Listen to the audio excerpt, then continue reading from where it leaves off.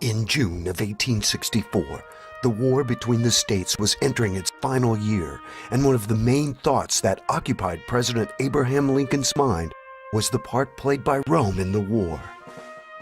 Lincoln said repeatedly, "This war would never have been possible without the sinister influence of the Jesuits. We owe it to popery that we now see our land reddened with the blood of her noblest sons." This seems to be a strange statement by President Lincoln, considering what is taught today about the war between the states. Nothing is ever mentioned of a religious element in the war, or that the Pope and the Jesuit order were intimately involved.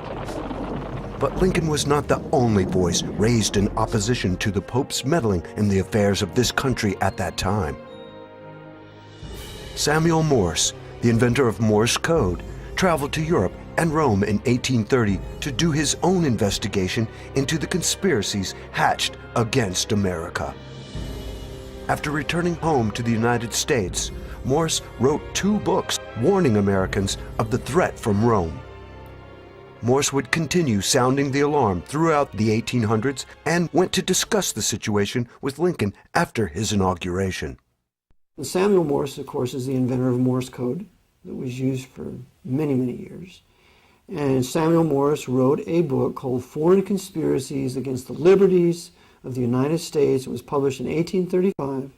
And he shows in that book that the Holy Alliance and the Leupold Foundation out of Austria, controlled by the Jesuits, and the Jesuits themselves were the agents to overthrow the liberties of the United States, the Federal Republic of the United States, and to replace it with a papal centralized government as the Vatican is run. But today, one looks around us to see U.S. presidents and congressmen and women groveling before the Pope. Lincoln's words would seem ironic. Consider this also. In April 2008, the President of the United States, George W. Bush, rushed out to meet the Pope at his plane. Does this not seem to be odd behavior? For the first time in history, a U.S. president went out to meet a religious leader, or for that matter, any leader, upon his entry into the U.S. No president in the entire history of the United States has ever greeted a foreign diplomat like that, ever. They wait until they're brought into Washington or something. They don't go out on the tarmac. This is a first. What makes this even more egregious is that the current Pope is a former head of the Office of Inquisition and a former member of the Nazi Party in his youth. You know that Cardinal Ratzinger was the Grand Inquisitor of the Vatican before he became Pope Benedict. You're aware of that. I assume other people are not aware of that.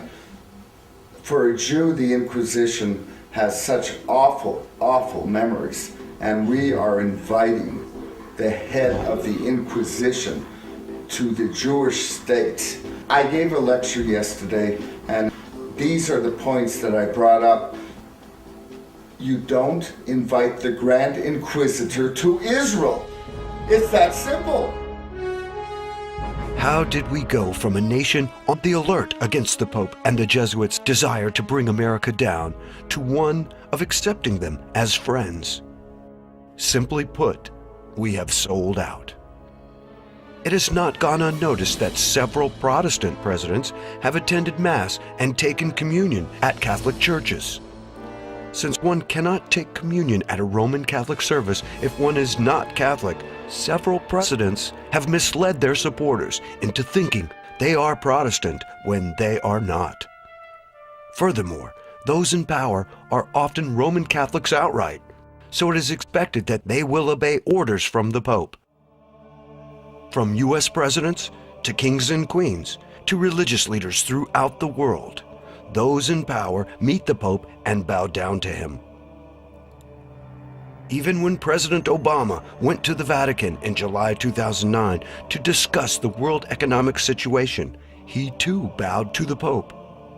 Upon leaving, President Obama said, "We look forward to a very strong relationship between our two countries."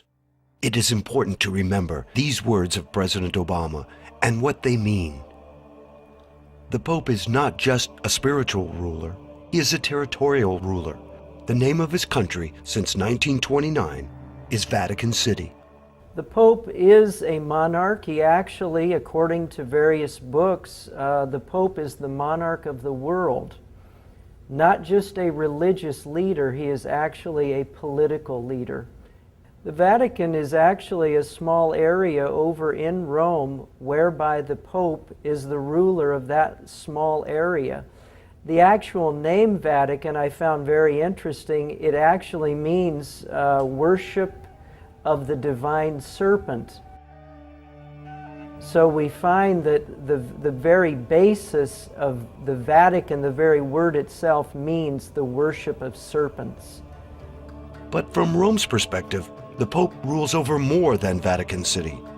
He rules over the earth both spiritually and materially, or temporally. According to the Roman Catholic teaching, the Pope can keep you out of heaven, and he has absolute authority over you on earth. And when I speak of the Pope, I speak of the papacy, that the papacy claims its two powers. Its first power is universal spiritual power over all individuals, that every person must be subject to the spiritual power of the Pope, that there is no salvation outside of the Catholic Church, which is the doctrine of the Council of Trent, as reaffirmed in the documents of Vatican II of the 1960s. It's still on the books of canon law. And the other power of the Pope, which is the second key, as you see the two keys in the Pope's flag with the triple crown, Lord of heaven, Lord of earth, Lord of hell, and the two keys, spiritual power. The second key is the temporal power.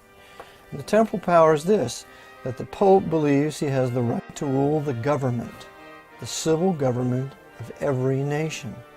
That temporal power has never been denied, it's never been disclaimed. But there is no question that the Pope wields both swords, both a spiritual sword that the public sees, as well as a political sword which most people do not see. So it is very interesting and unsettling to those who love freedom and the right to worship God as one sees fit, to see our leaders submitting to the Pope of Rome.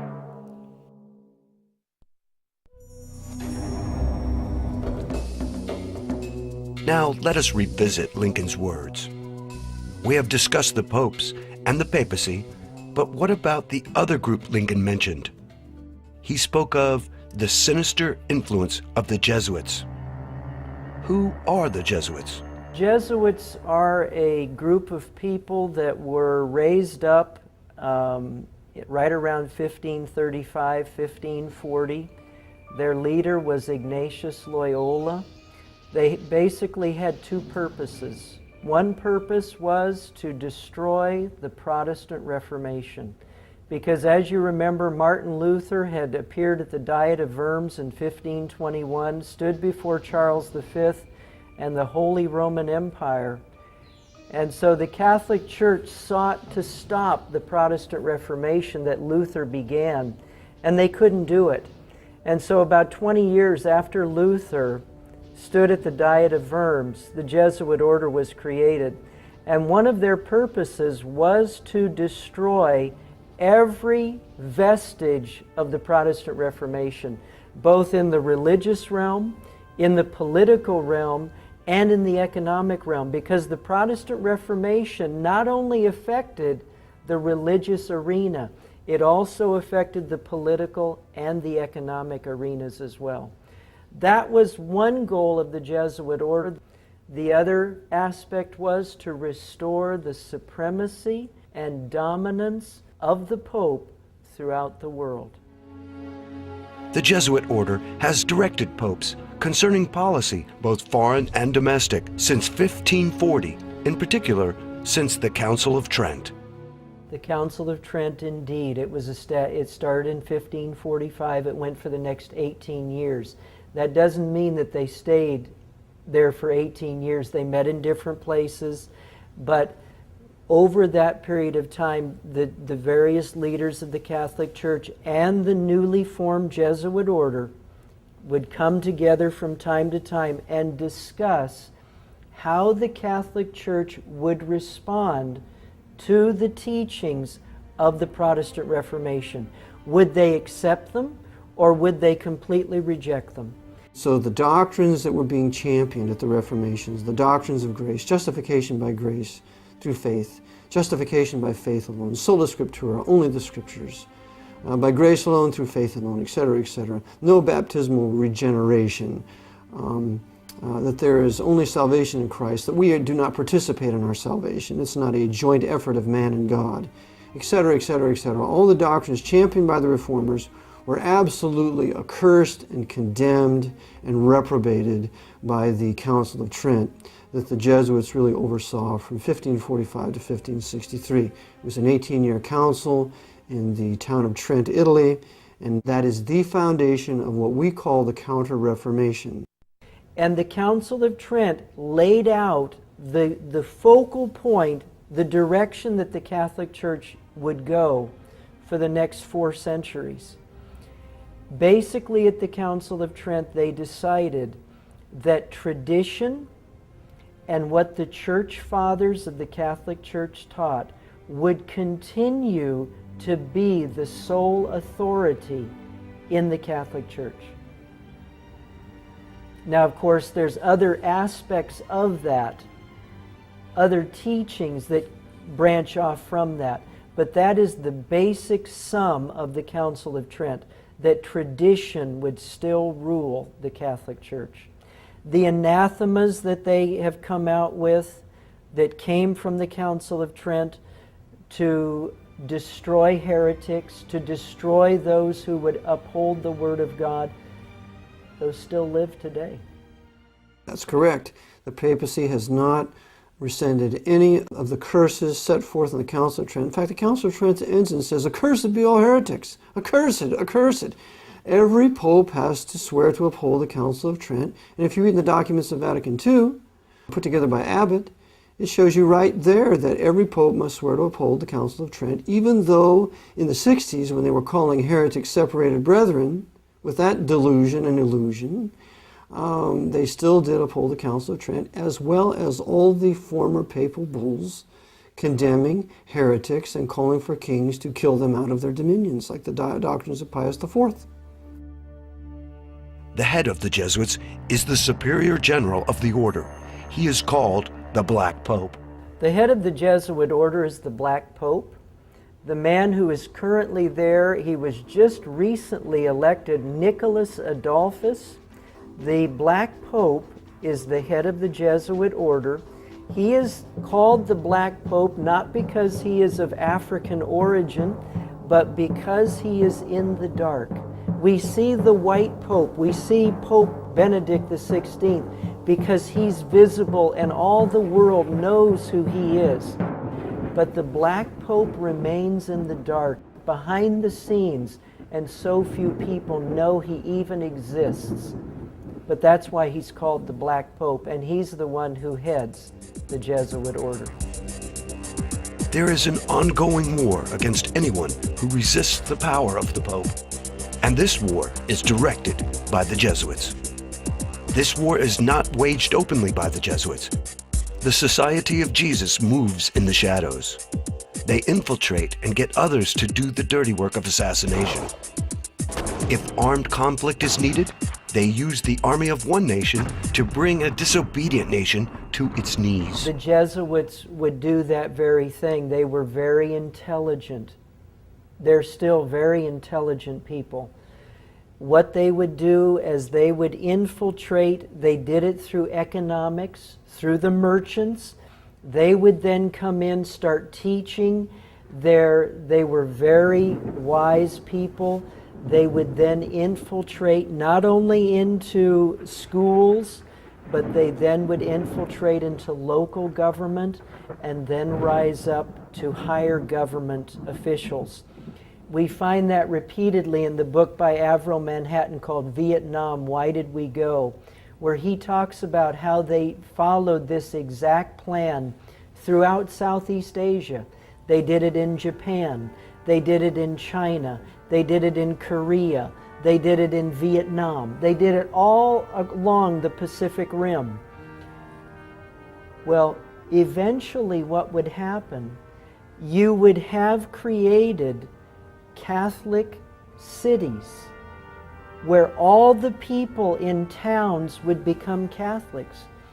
Well, they would then try to put their Catholic ideals onto the major religious populace of a country. In the Far East, of course, the major religious populace would be the Buddhists. So these Catholics in these countries, these converts to Catholicism, they would try to push their Catholicism on their Buddhist friends. And when the Buddhist friends rejected it, the Catholics would start to use force. Well, then the Buddhists would appeal to the local governments, the state governments, the national governments, and then there would be revolution. It got so bad in Japan that in 1639, the Japanese emperor, he said, no more Catholics, no more Europeans will come to our island again. And that ban stayed there for almost 2 centuries. This happened throughout the Far East and in other countries throughout the world. Why has this assault on the non-Catholic world been ignored by most people, especially Protestant ministers? Billy Graham he didn't protest towards the latter part of his life. For the first part, I think he was solid when he first started. But along around the early 60s, his voice was silenced. Robert Schuller, Paul Crouch, Hal Lindsey, Pat Robertson, James Dobson, all of these men, they're not protesting. What they have become are agents of Rome. I remember back when I was starting my student teaching, I was teaching 7th grade history to young people, talking about the Pilgrims and Puritans coming over to America. The book said absolutely nothing about why they were coming to America. And I was just reading, and I've got a book here called the Rothschild Money Trust, and also a book about the Rockefellers, the Rockefeller File by Gary Allen. But these people have set up trusts, and they have rewritten the history books. They have rewritten the history books so that the 7th grade history book that I was teaching out of said nothing about the Reformations. We have to remember that the papacy, specifically the Black Pope, controls all high-level Freemasonry. That includes the Pope's Masonic Jewish Zionist running his Kingdom of Jerusalem.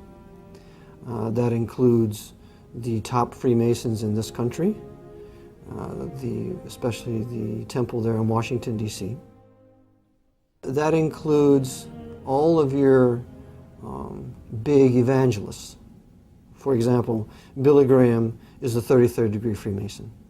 Now, I know the Billy Graham organization denies that, but it's still the truth, because we know, according to the honest 33rd degree Freemason who was truly converted to Christ when he believed the gospel and was saved by the grace of God, his name was Jim Shaw, that when he was inducted into the Order of the 33rd degree in Washington, D.C., he said there were 2 former presidents there on in that council, and one of them was Gerald Ford, a 33rd degree Freemason who pardoned Nixon, and the other was Jimmy Carter, 33rd degree Freemason. So there they are at the Grand Council. Another one was an international evangelist, which he later told others that it was Billy Graham, because the publisher refused to put Billy Graham's name in there.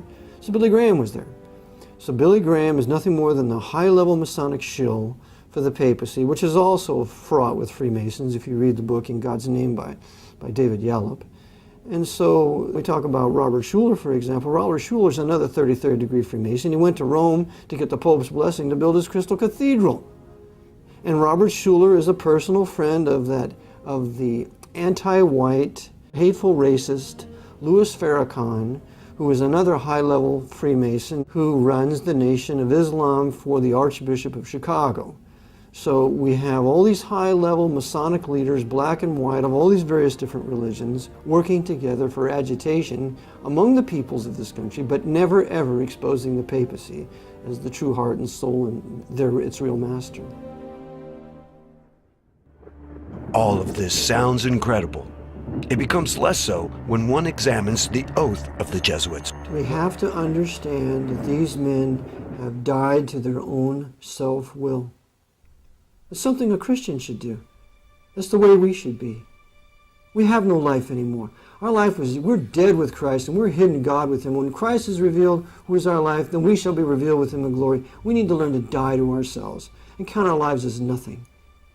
That our only purpose is to do the will of our Master. And when He's finished with us, then let us die. The Jesuits have done this, but they do it for the devil. And so they have completely been emptied of their own personalities, and upon the order of their commander will do exactly what they're told. There's no such thing as a disobedient Jesuit. They're all under orders. They've been trained for 15 years. They're soldiers. They're more of a Marine Corps than the Marines. The Marines were fashioned after the Jesuit order. You break the man down in boot camp, you rob him of his personality, you shave his head, you put all the same clothes on him, they're all treated the same, they're treated like dirt, we're going to rob you of your will so that we can mold you into what we want you. That's all Jesuit. So, this is how they think. And given the order, they will kill you, me, themselves, their mother, anything they're ordered to do, that is what they will do. We're going to bring down 9/11 today, gentlemen. Okay, give me the order, what we do, what button we push, do I need to be inside, outside, what is it? And that's what they'll do. We need to bring down the Pentagon today. We need to blow up Arizona in Pearl Harbor in 1941. Okay, I'll be there. What's my orders? They're all under orders. And this is why you can have no country with a Jesuit presence in it. They have to be expelled. And all their agents that they work through must be expelled.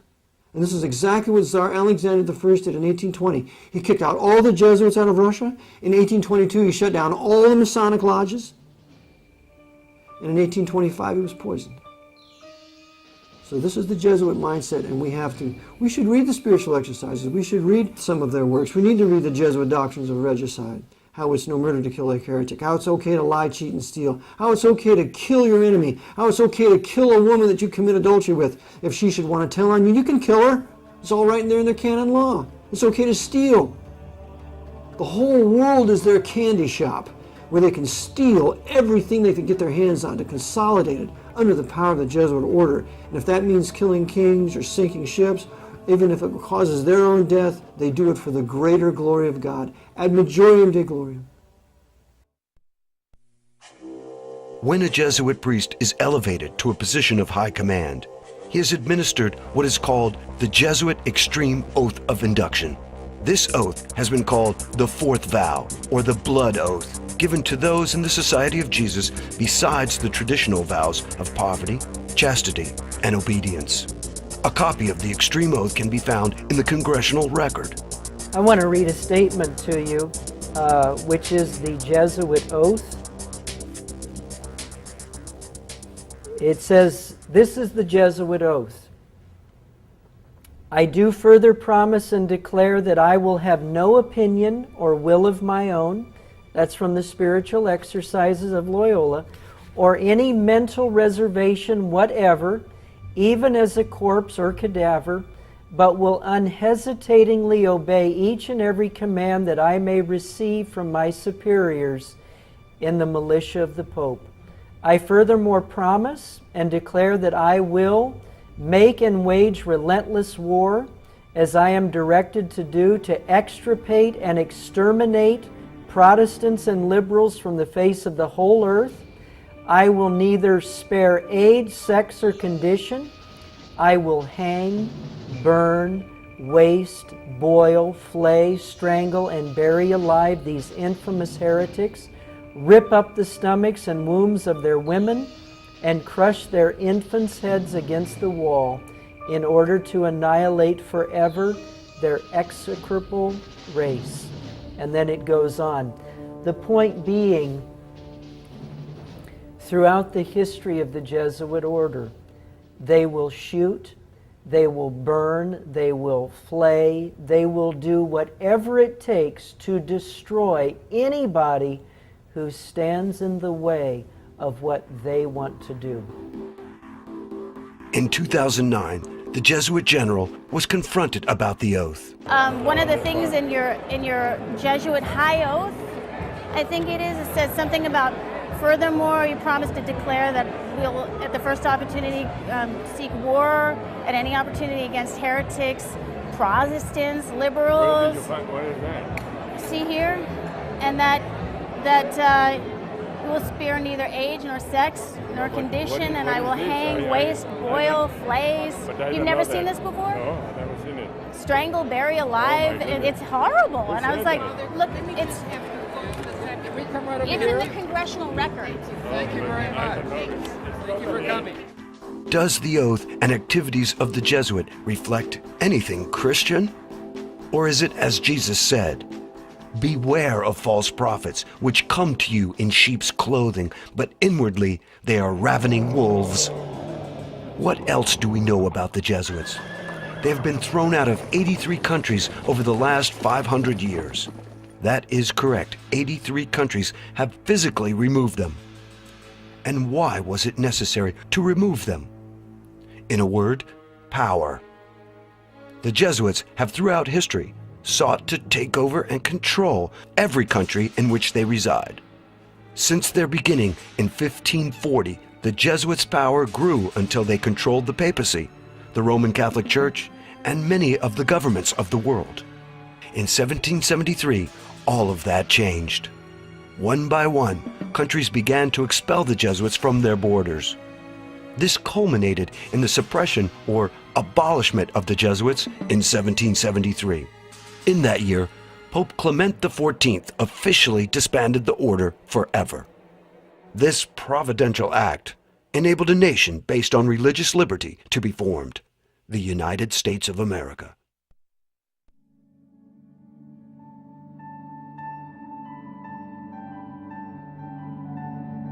At the same time in history as the Jesuits were suppressed, the American Revolution occurred.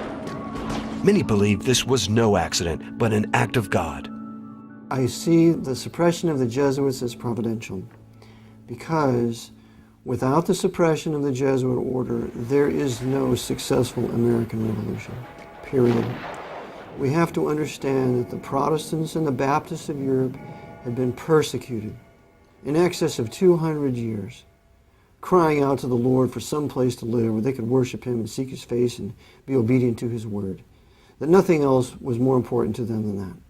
And so as a result, the Lord answered their prayers and opened up North America to them in the 1600s, but ultimately to get a government that would protect them in their rights of freedom of worship, freedom of press, freedom of conscience, freedom of self-defense, in what came to be the American Bill of Rights and then, of course, the U.S. Constitution. So without the suppression of the Jesuit order, there is no escape for us out of Europe into North America to start a free nation where we can worship God according to the dictates of our conscience. As the Americans were determining and setting up a constitution where Protestant principles would reign, where freedom of religion would reign, where people would have the right to bear arms, where people would have a right to a fair trial, where all of these principles are being laid down, the Jesuit order is abolished. If the Jesuit order had not been abolished in 1773, and as they watched a Protestant country rising up in the Western Hemisphere, the Jesuit order would have used not only England, who they did use in the American Revolution, they would have used France, they would have used Spain, they would have used Portugal, because those were all Catholic countries. They would have used all those countries to destroy this growing Protestant nation, and it would never have been established. Having had their power and influence greatly diminished, the Jesuits were unable to stop the American colonies from establishing a Protestant republic. That is to say, the Jesuits were in no condition to coordinate a crusade against the new Protestant Republic as they had done with England in 1588 by using the Spanish Armada. But the Jesuits had one ace in the hole. Many of the founding fathers were deists and Freemasons. They attended church services and publicly paid homage to the God of the Bible. But in reality, they did not believe in miracles or the divinity of Jesus Christ. Their God was the great architect of the universe, not the God of the Bible. Thomas Jefferson went so far as to create his own Bible by cutting out verses he agreed with and pasting them into a blank book.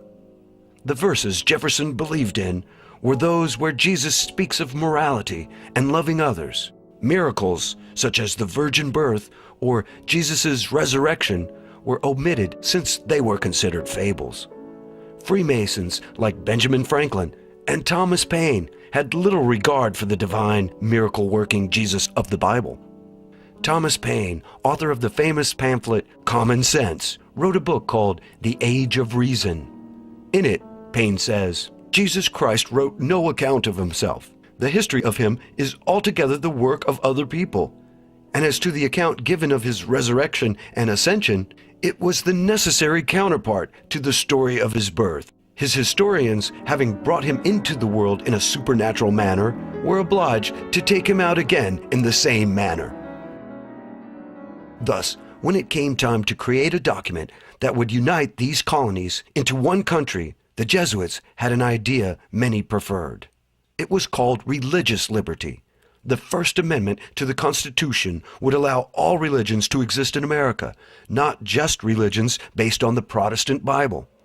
In the new American Republic, Roman Catholicism was allowed to coexist with the Protestant denominations, as well as the deistic Freemasons. But most importantly, the Roman Catholics were allowed to vote just like any other citizens. This was key, as we shall see later on. For as their numbers increased, Roman Catholics could put in power other Roman Catholics, or those who were sympathetic to them, and change the nation from within.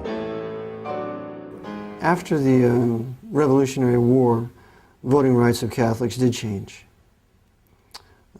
We know that one of the signers of the Constitution was a Roman Catholic. There was only one, Mr. Carroll, but nonetheless it made it look like a place for Roman Catholics to come, as well as Protestants to have religious liberty, which is absurd. The Roman Catholic people had been used by the priests to kill us for centuries, and so why not stay in Europe? Well, they were being used by the Jesuits to come here to ultimately then take over political power and then submit North America to the feet of the Pope. Turning from the happenings with the American colonies, let us take a moment to investigate what the Jesuits were up to in Europe after their suppression. As we might guess, the Jesuits were not idle. They decided to seek revenge against those who had turned on them, specifically a traitorous Pope and the Catholic monarchs of Europe. In 1774, a year after the Jesuits were disbanded forever, Pope Clement XIV had suppressed the Jesuits, and a short time later he was poisoned. Poison is a big thing with these guys. Pope Clement stated, "Alas, I knew they would poison me, but I did not expect to die in so slow and cruel a manner." A post-mortem examination of his body revealed the presence of a poison. Thus, the Jesuits rid themselves of a troublesome pope. The vendetta on the Catholic monarchs of Europe was approached in a less obvious manner. Cleverly, the Jesuits determined not to act in their own name, but decided to work through front groups and to have them take the blame for their revenge. In this way, the Jesuits would continue to appear to be disbanded and innocent of any involvement in the matter. The first front group the Jesuits used was called the Illuminati. The Illuminati was organized in Bavaria by a Jesuit professor, Adam Weishaupt, on May 1, 1776, just 3 years after the Jesuits were disbanded. Many sources only casually mention that Weishaupt was a former Jesuit, and they usually state he was an ex-Jesuit. In reality, Weishaupt never left the order.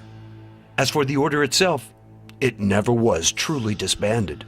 In Bavaria, when the Illuminati was founded in 1776 by Adam Weishaupt, Weishaupt is used by the Jesuits then to continue the work of the Jesuit order under another name. Weishaupt never repudiated the Jesuits. That's a lie of many, many conspiratorial historians controlled by the Pope. They want to create this dichotomy between the Illuminati and the Jesuits. Never fall for it. Weishaupt was operating under orders from a superior. Ritchie at the time was the general, then later another superior. But Weishaupt then enters into an alliance with the House of Rothschild. So now we see the Rothschilds, the Jewish Rothschilds, Red Shield, become the bankers for the Jesuit order during the upheaval we will know as the French Revolution and Napoleonic Wars.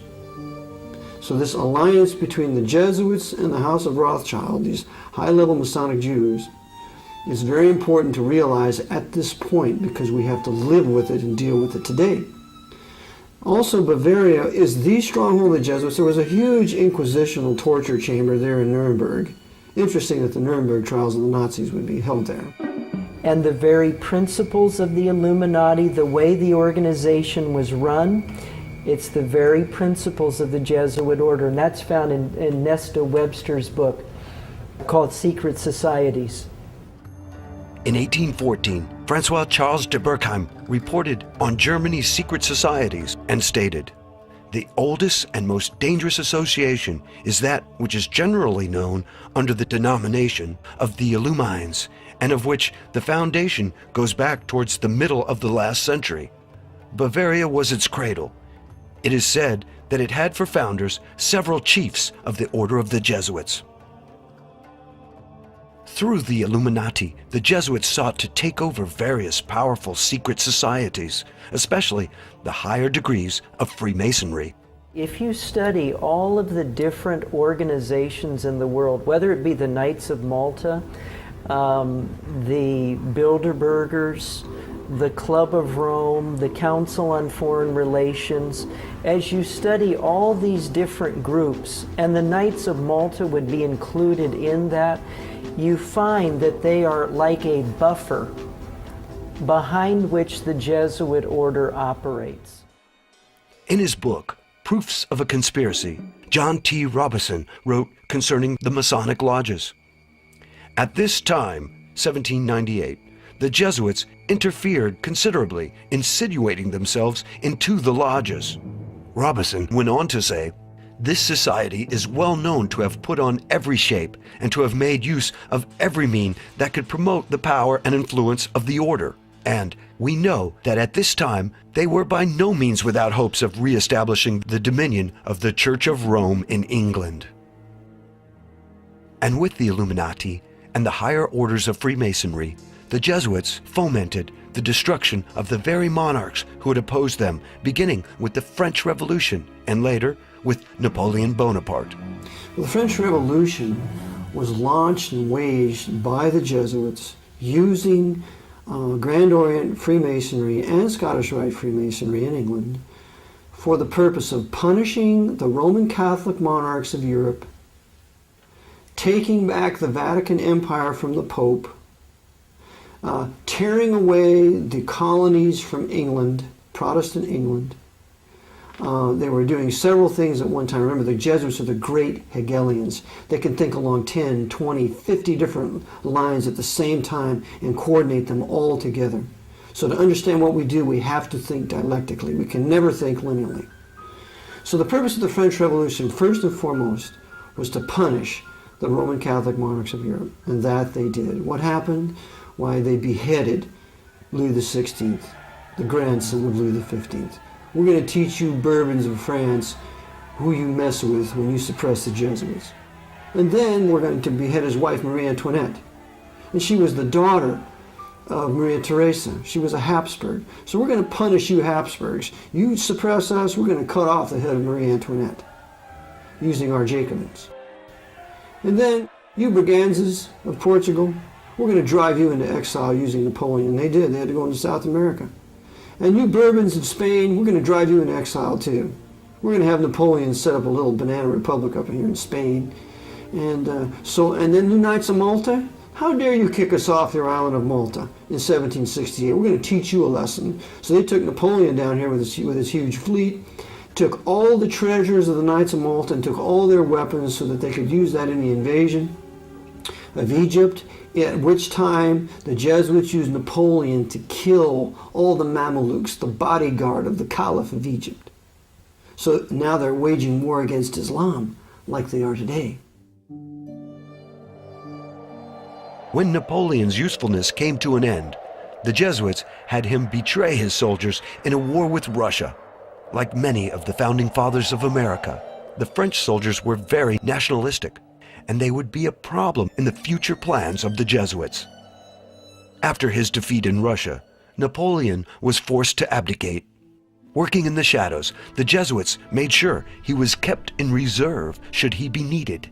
So Napoleon was sent to the island of Elba and given an annual pension of 2 million francs. Then, on August 7th, 1814, the unthinkable occurred. Pope Pius VII restored the Jesuit order. The Jesuits were revived in 1814 with the papal bull by Pope Pius VII, which brought them back into existence. The suppression of the Jesuits was to last forever. It only lasted 41 years.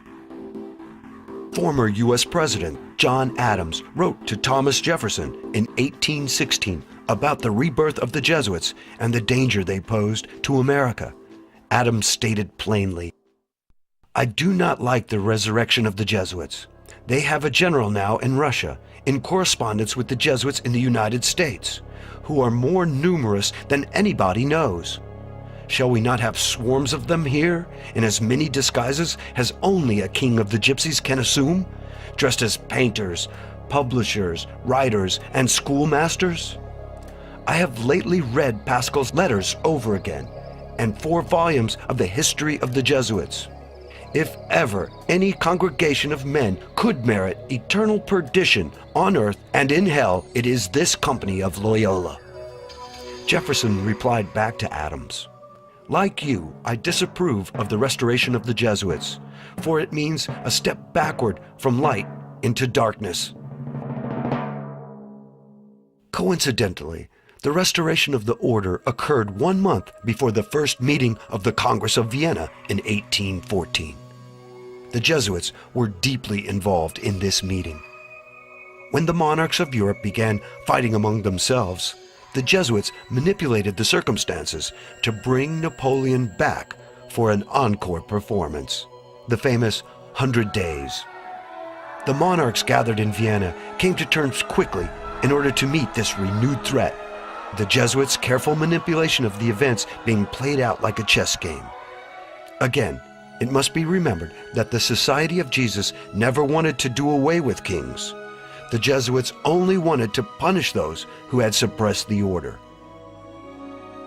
In March of 1815, 9 days after the Congress of Vienna ended, Napoleon led his patriotic monarchy-hating men to defeat by attacking the wrong spot of the British lines at Waterloo.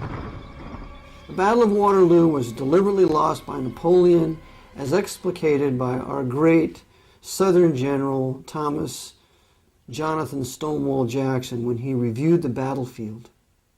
And you can find this in Dabney's great work, his biography that he wrote on Stonewall Jackson called The Life and Times of Stonewall Jackson. And when Jackson went there, he said, Napoleon attacked from the wrong position. He should have attacked over here. And that's exactly what happened. Napoleon deliberately sacrificed his army at Waterloo so that there would be the least amount of true patriots in France to resist the return of King Louis XVIII into France, who immediately restored the Jesuits and restored the Inquisition. Having no further need of Napoleon, the Jesuits made sure he was sent far away to the island St. Helena in the South Atlantic. While there, he was poisoned and died in 1821. In his memoirs, Napoleon maintained his loyalty to the Catholic Church, but had this to say about the Jesuits. The Jesuits are a military organization, not a religious order. Their chief is a general of an army, not the mere father abbot of a monastery. And the aim of this organization is power. Power in its most despotic exercise, absolute power, universal power, power to control the world by the volition of a single man.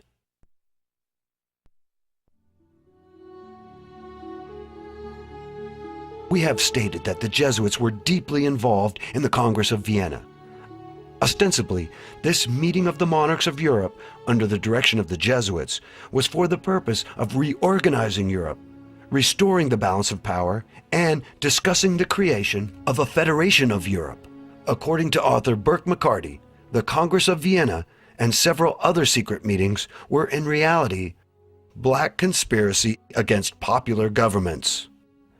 After the Constitution is signed, Protestant principles are put in place in the United States.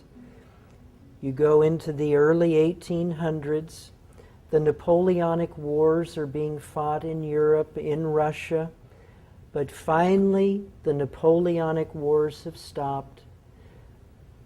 All of the monarchs of Europe convene in Vienna, Austria. The man who headed it was Clemens von Metternich of Austria. Russia was there, England was there, France was there. They all came there to Vienna to decide on a big problem in the world. There were governments of the people, by the people, and for the people that were being established.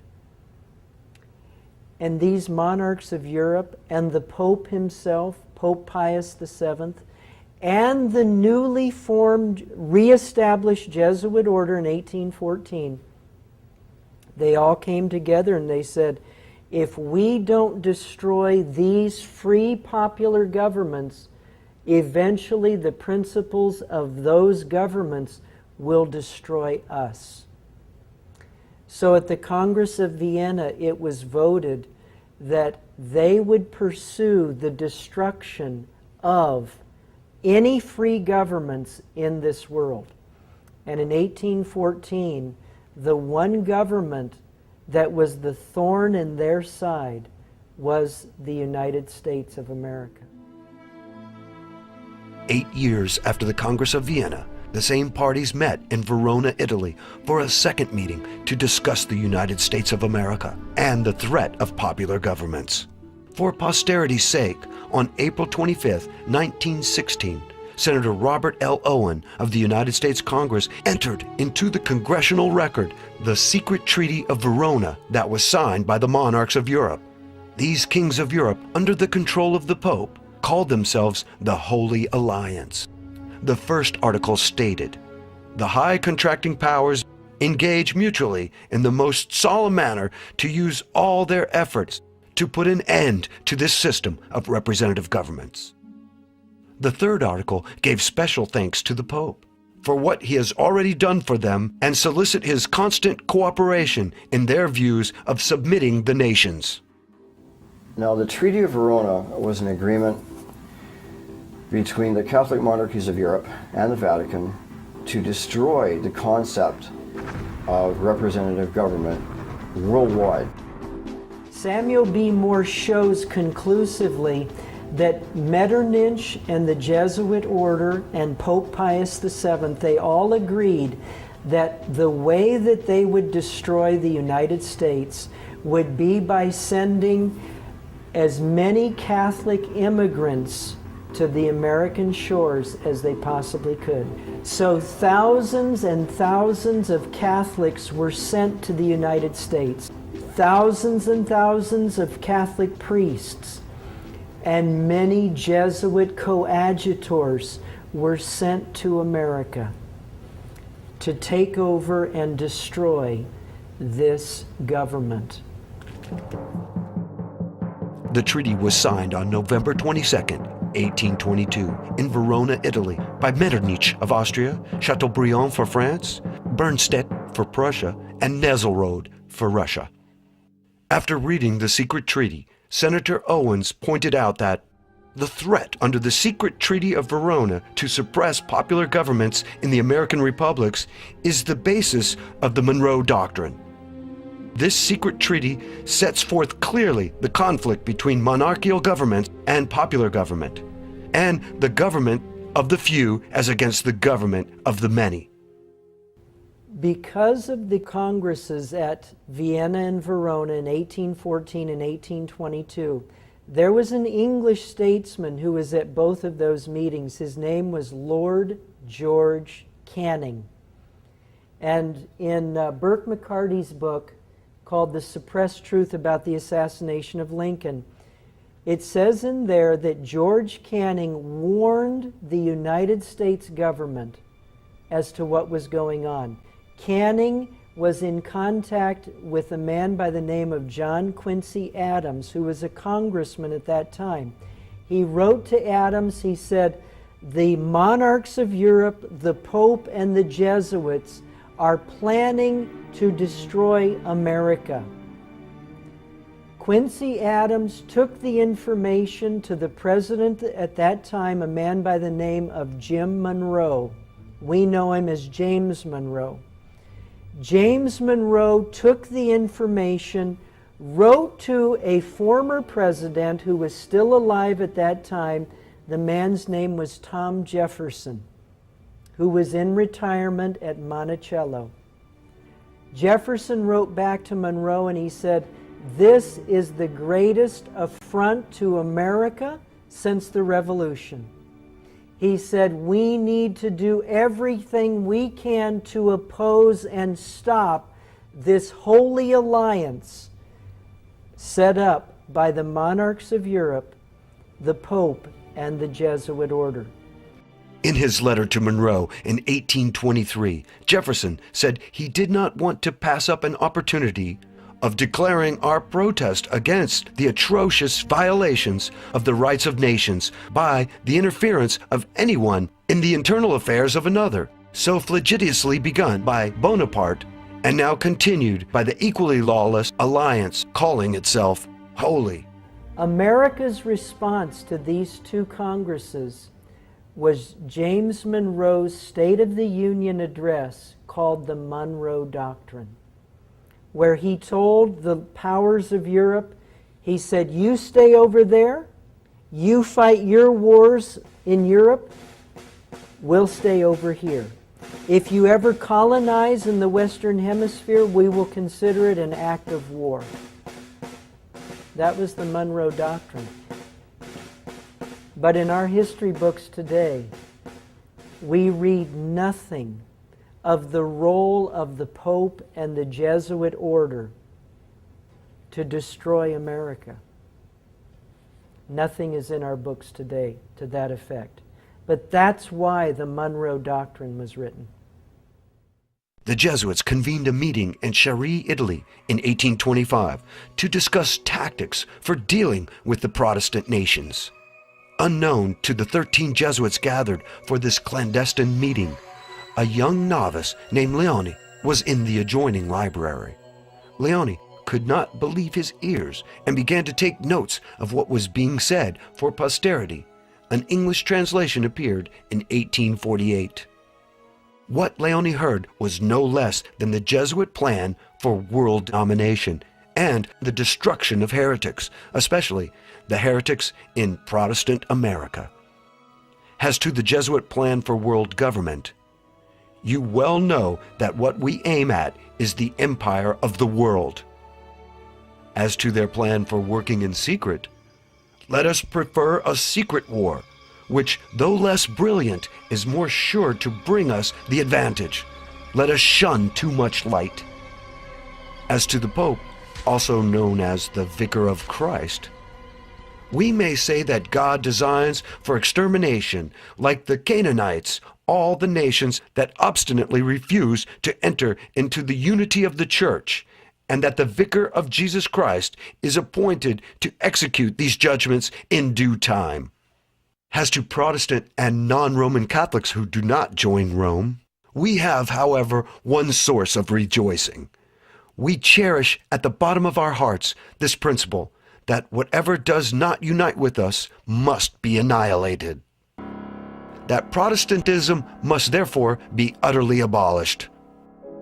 As to the Bible, then the Bible, that serpent which, with head erect and eyes flashing fire, threatens us with its venom whilst it trails along the ground, shall be changed again into a rod as soon as we are able to seize it. And what wounds will we not inflict with it upon these hardened pharaohs and their cunning magicians? The Monroe Doctrine was ratified in 1823. The Jesuit meeting in Chieri, Italy, took place in 1825. 1 year later, John Adams and Thomas Jefferson died on the same day. Both of these former presidents and defenders of the Constitution died on July 4th, 1826. What are the odds that these two men, so critical to the birth of the United States and enemies of the Holy Alliance, the Vatican, and the Jesuits, would die on the same day? The day they died was the 50th anniversary of the adoption of the Declaration of Independence. Autopsies were not performed on the former presidents, and it was assumed that they died of natural causes. Another strange coincidence would be the death of James Monroe on yet another 4th of July in 1831. Monroe left office in 1825 and supposedly died of tuberculosis 6 years later. It should be noted that the symptoms associated with arsenic poisoning, difficulty in breathing, dryness and tightness of the throat, seizures, and burning pain, are similar to those of tuberculosis. George Morgan commented on these strange circumstances in his book, The Life of James Monroe. Morgan states, "As John Adams and Thomas Jefferson had died on the 4th 5 years before, Monroe's death added to the wonder, as though a power aloft had taken cognizance of the peculiar patriotism of these mortal men and had translated them." Is it possible that the power aloft was not from heaven and was not benign? Perhaps this power was not looking at the nationalism and patriotism of these men with joy as much as with a vengeful eye, as the Jesuit oath clearly states. A Jesuit vows to make and wage relentless war, secretly or openly, against all heretics, Protestants, and liberals, as I am directed to do, to extirpate and exterminate them from the face of the whole earth. That when the same cannot be done openly, I will secretly use the poison cup, the strangulation cord, the steel of the poniard, or the leaden bullet. Others have even pointed out George Washington's sudden death in 1799 as very suspicious. There is evidence that the Jesuits assassinated a few American presidents before the war between the states. The first president they assassinated was George Washington. He was poisoned with anthrax. One of his 3 attending physicians was behind that poisoning. Remember, from the day he took sick to the day he died was a mere 2 to 2.5 days, according to Headley's great work, The Life of Washington. So he was murdered. Why would the Jesuits want to kill George Washington? Like Jefferson, Adams, and Monroe, Washington was first and foremost a nationalist and warned against foreign influence. He promoted a policy of neutrality and the avoidance of European alliances. Washington repeated his isolationist policy in his farewell address that was published in newspapers throughout the country. Washington wrote, "It is our policy to steer clear of permanent alliances with any portion of the foreign world." Besides this admonition to avoid foreign alliances, Washington loudly declared America should keep itself free from foreign influence. Against the insidious wiles of foreign influence, I conjure you to believe me, fellow citizens, the jealousy of a free people ought to be constantly awake. In addition to these publicly expressed opinions, Washington had acted swiftly to put down the Jacobin-inspired Whiskey Rebellion in 1793 with 15,000 troops. Instigating the rebellion was the French ambassador Edmond Guinet and the revolutionary Democratic clubs that had sprung up in America. Guinet and the Democratic clubs were linked to the Jacobin clubs in France. In her book, World Revolution, Nesta Webster states, "These Jacobin clubs were organized by the Revolutionary Committee under the direct inspiration of the Bavarian Illuminati."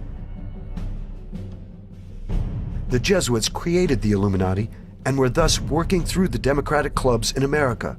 Washington never realized he was taking on the Jesuits when he crushed the Whiskey Rebellion. John Adams became president after Washington left office. During John Adams' administration, war with Illuminati-controlled France was averted, but Washington made it known he would not resist a call from Congress to assume command of the army. Furthermore, Washington endorsed the passage of the Alien and Sedition Acts that were designed to protect the United States from the extensive French Jacobin conspiracy. It is therefore no wonder that the vengeful eye of the Jesuits was focused on George Washington. After leaving office in 1797, Washington lived only 2 years and 9 months.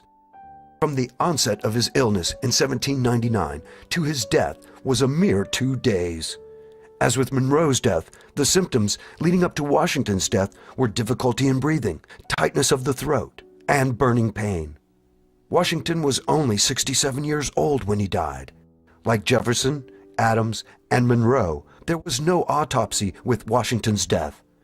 However, the Jesuits made sure they had a servant on hand, Tobias Lear, to carefully plant the story that Washington had neglected to take off his wet clothes after coming in from his day of riding about his farms in snowy weather.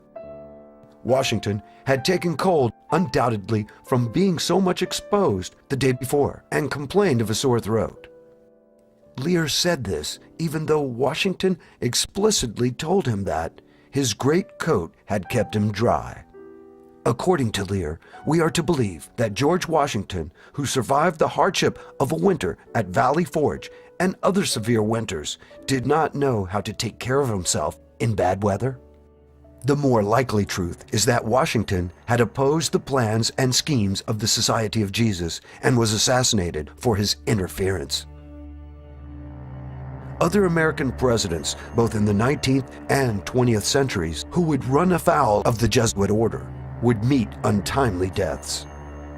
For instance, the short presidency of William Henry Harrison. Harrison had been elected president on March 4, 1841. He would serve as president for only 35 days. At the end of March, the newly elected president came down suddenly with an illness and died. Many thought this was the result of his long inaugural address, which lasted over 2 hours in cold weather. But Harrison had been fine after the speech, and weeks had passed since the inauguration. Why was Harrison assassinated? One only has to go to his inauguration address to find the main reason. Harrison stated in the 4th paragraph of his speech, "We admit of no government by divine right," believing that so far as power is concerned, the beneficent Creator has made no distinction amongst men, that all are upon an equality, and that the only legitimate right to govern is an express grant of power from the governed. Like other leaders in the past, Harrison was thumbing his nose against the Holy Alliance, who practiced the divine right of kings to wield power as sanctioned by the Pope. Harrison was also unwilling to accept Texas, a slave territory, into the Union, which ran against the Jesuit plan of using the slave issue to agitate and divide the northern states from the southern states. Unlike Adams, Jefferson, and Monroe, the Jesuits did not wait for the 4th of July to eliminate the heretical President Harrison.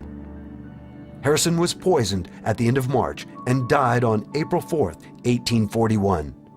Vice President John Tyler succeeded Harrison as president. The annexation of Texas was accomplished in 1845 under the watchful eye of the new president. Another president who died suddenly in office was Zachary Taylor. Taylor was elected president in 1848. Taylor was a Southern slaveholder who did not want to see slavery extended to any more areas of the country. Like Washington, Taylor was devoted to the Union of the American states, was very popular, and was a military man. Another crisis over slavery occurred by the Jesuits in 1850.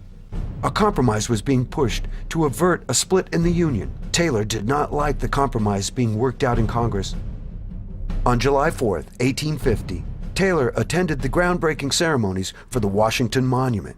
He was fine upon returning back to the presidential mansion. Then he became ill after eating some raw fruit that some say was a bowl of cherries. A violent fever came upon him. Senator Benton commented that the violent attack commencing soon after his return to the presidential mansion.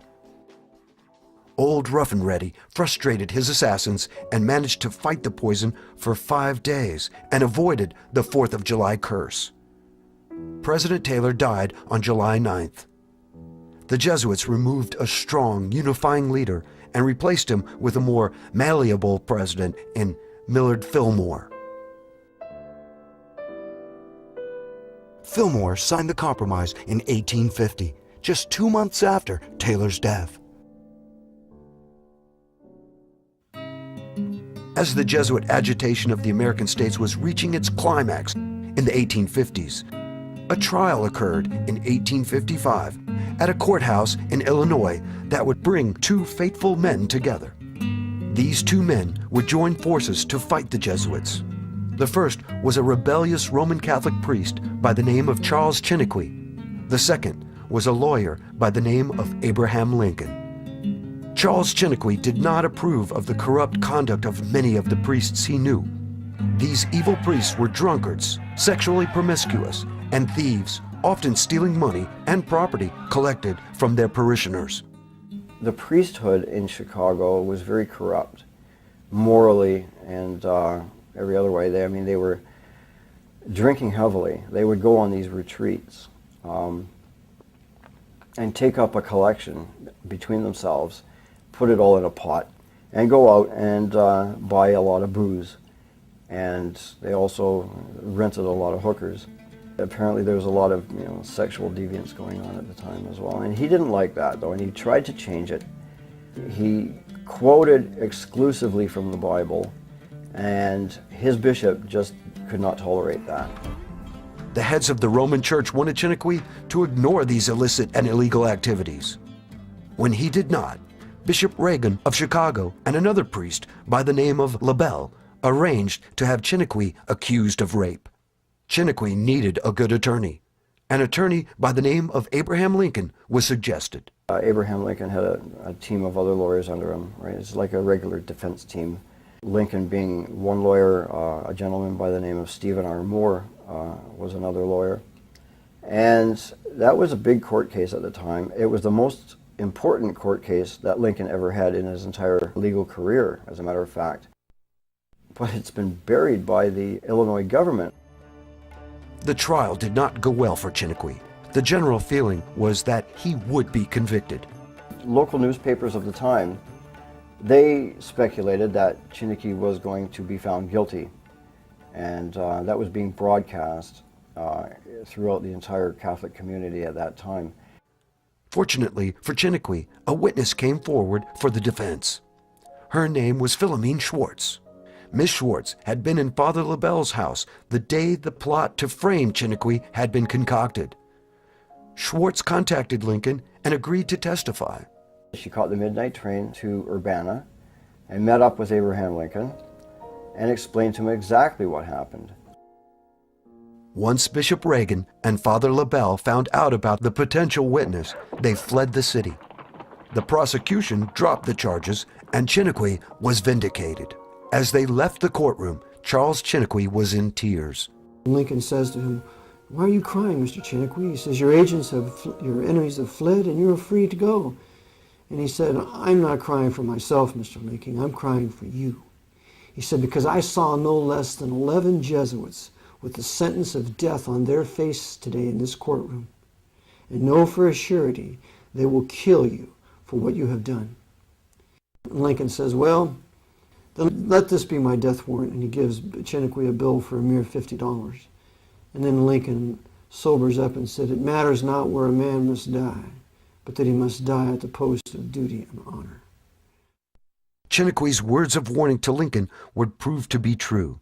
The conspiratorial hand of the Jesuits at work. a conspiracy to further their goal of a world under papal control.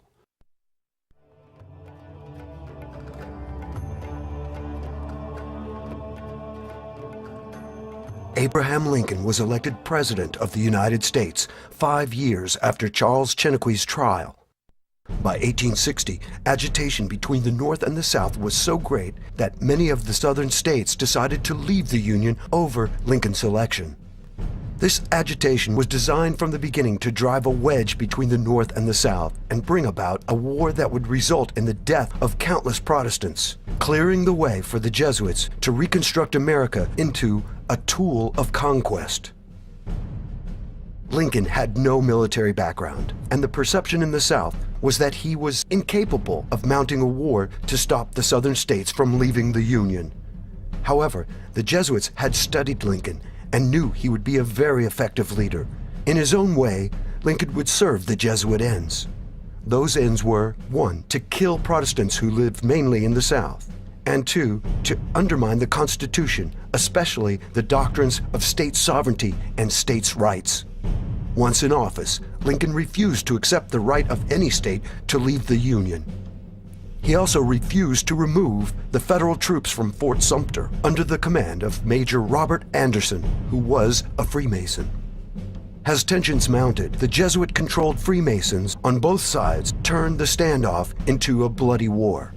It's no coincidence that General Beauregard, a Roman Catholic Freemason, fired the first shots at Fort Sumter, and it's no coincidence that a Presbyterian Protestant Freemason incited those shots to be fired when he sent down the Star of the West to reinforce Fort Sumter, and that was Mason James Buchanan.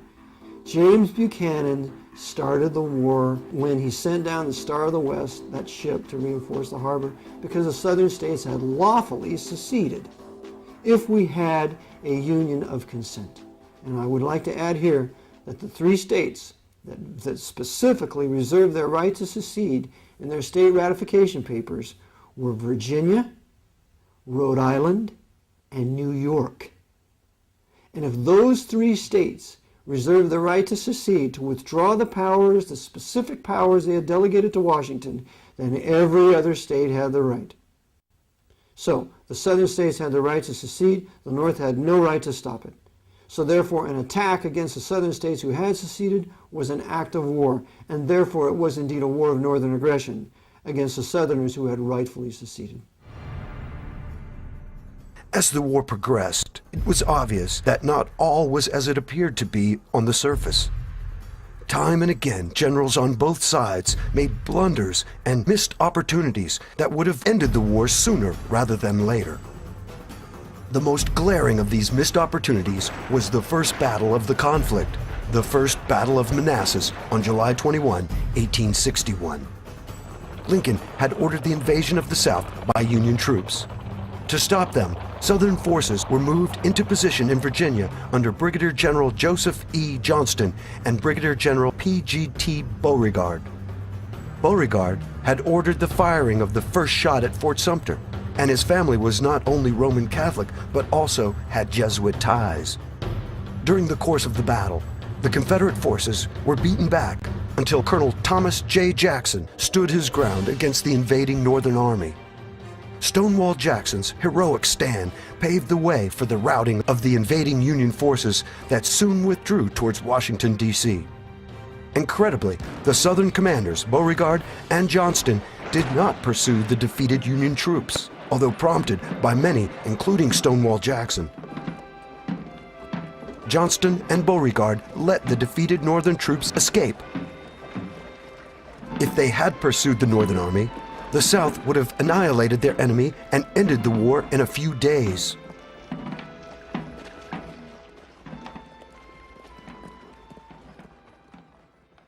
Along with Johnston and Beauregard, there were other Southern generals who seemed, at times, to be working against the South.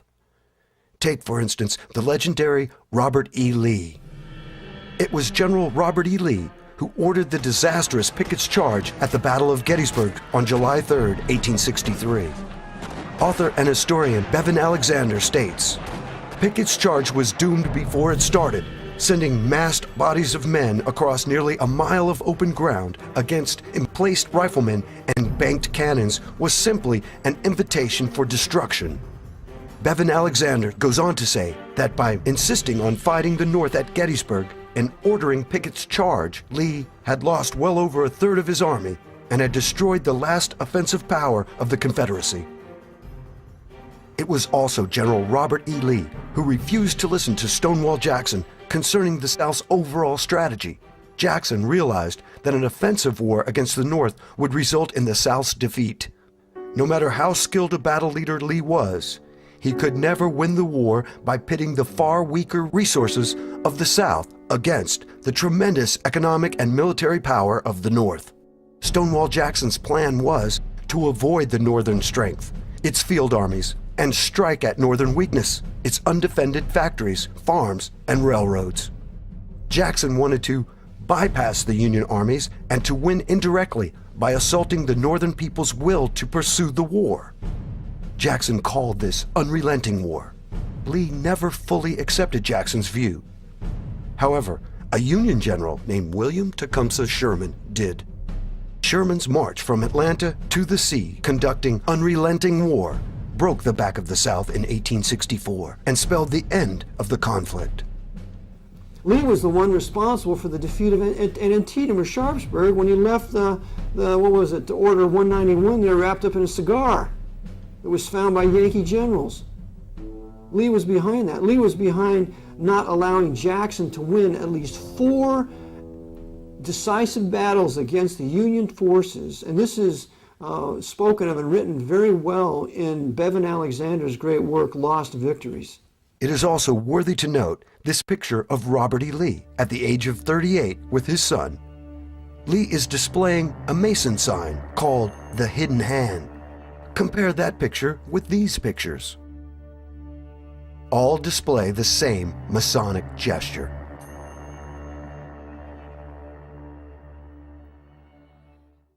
That the Jesuits had infiltrated Freemasonry in the late 1700s and had taken control of the leadership of this secret society was unknown to Freemasons serving in both the Northern and Southern armies. Essentially, all Freemasons were serving the Jesuits and the Pope.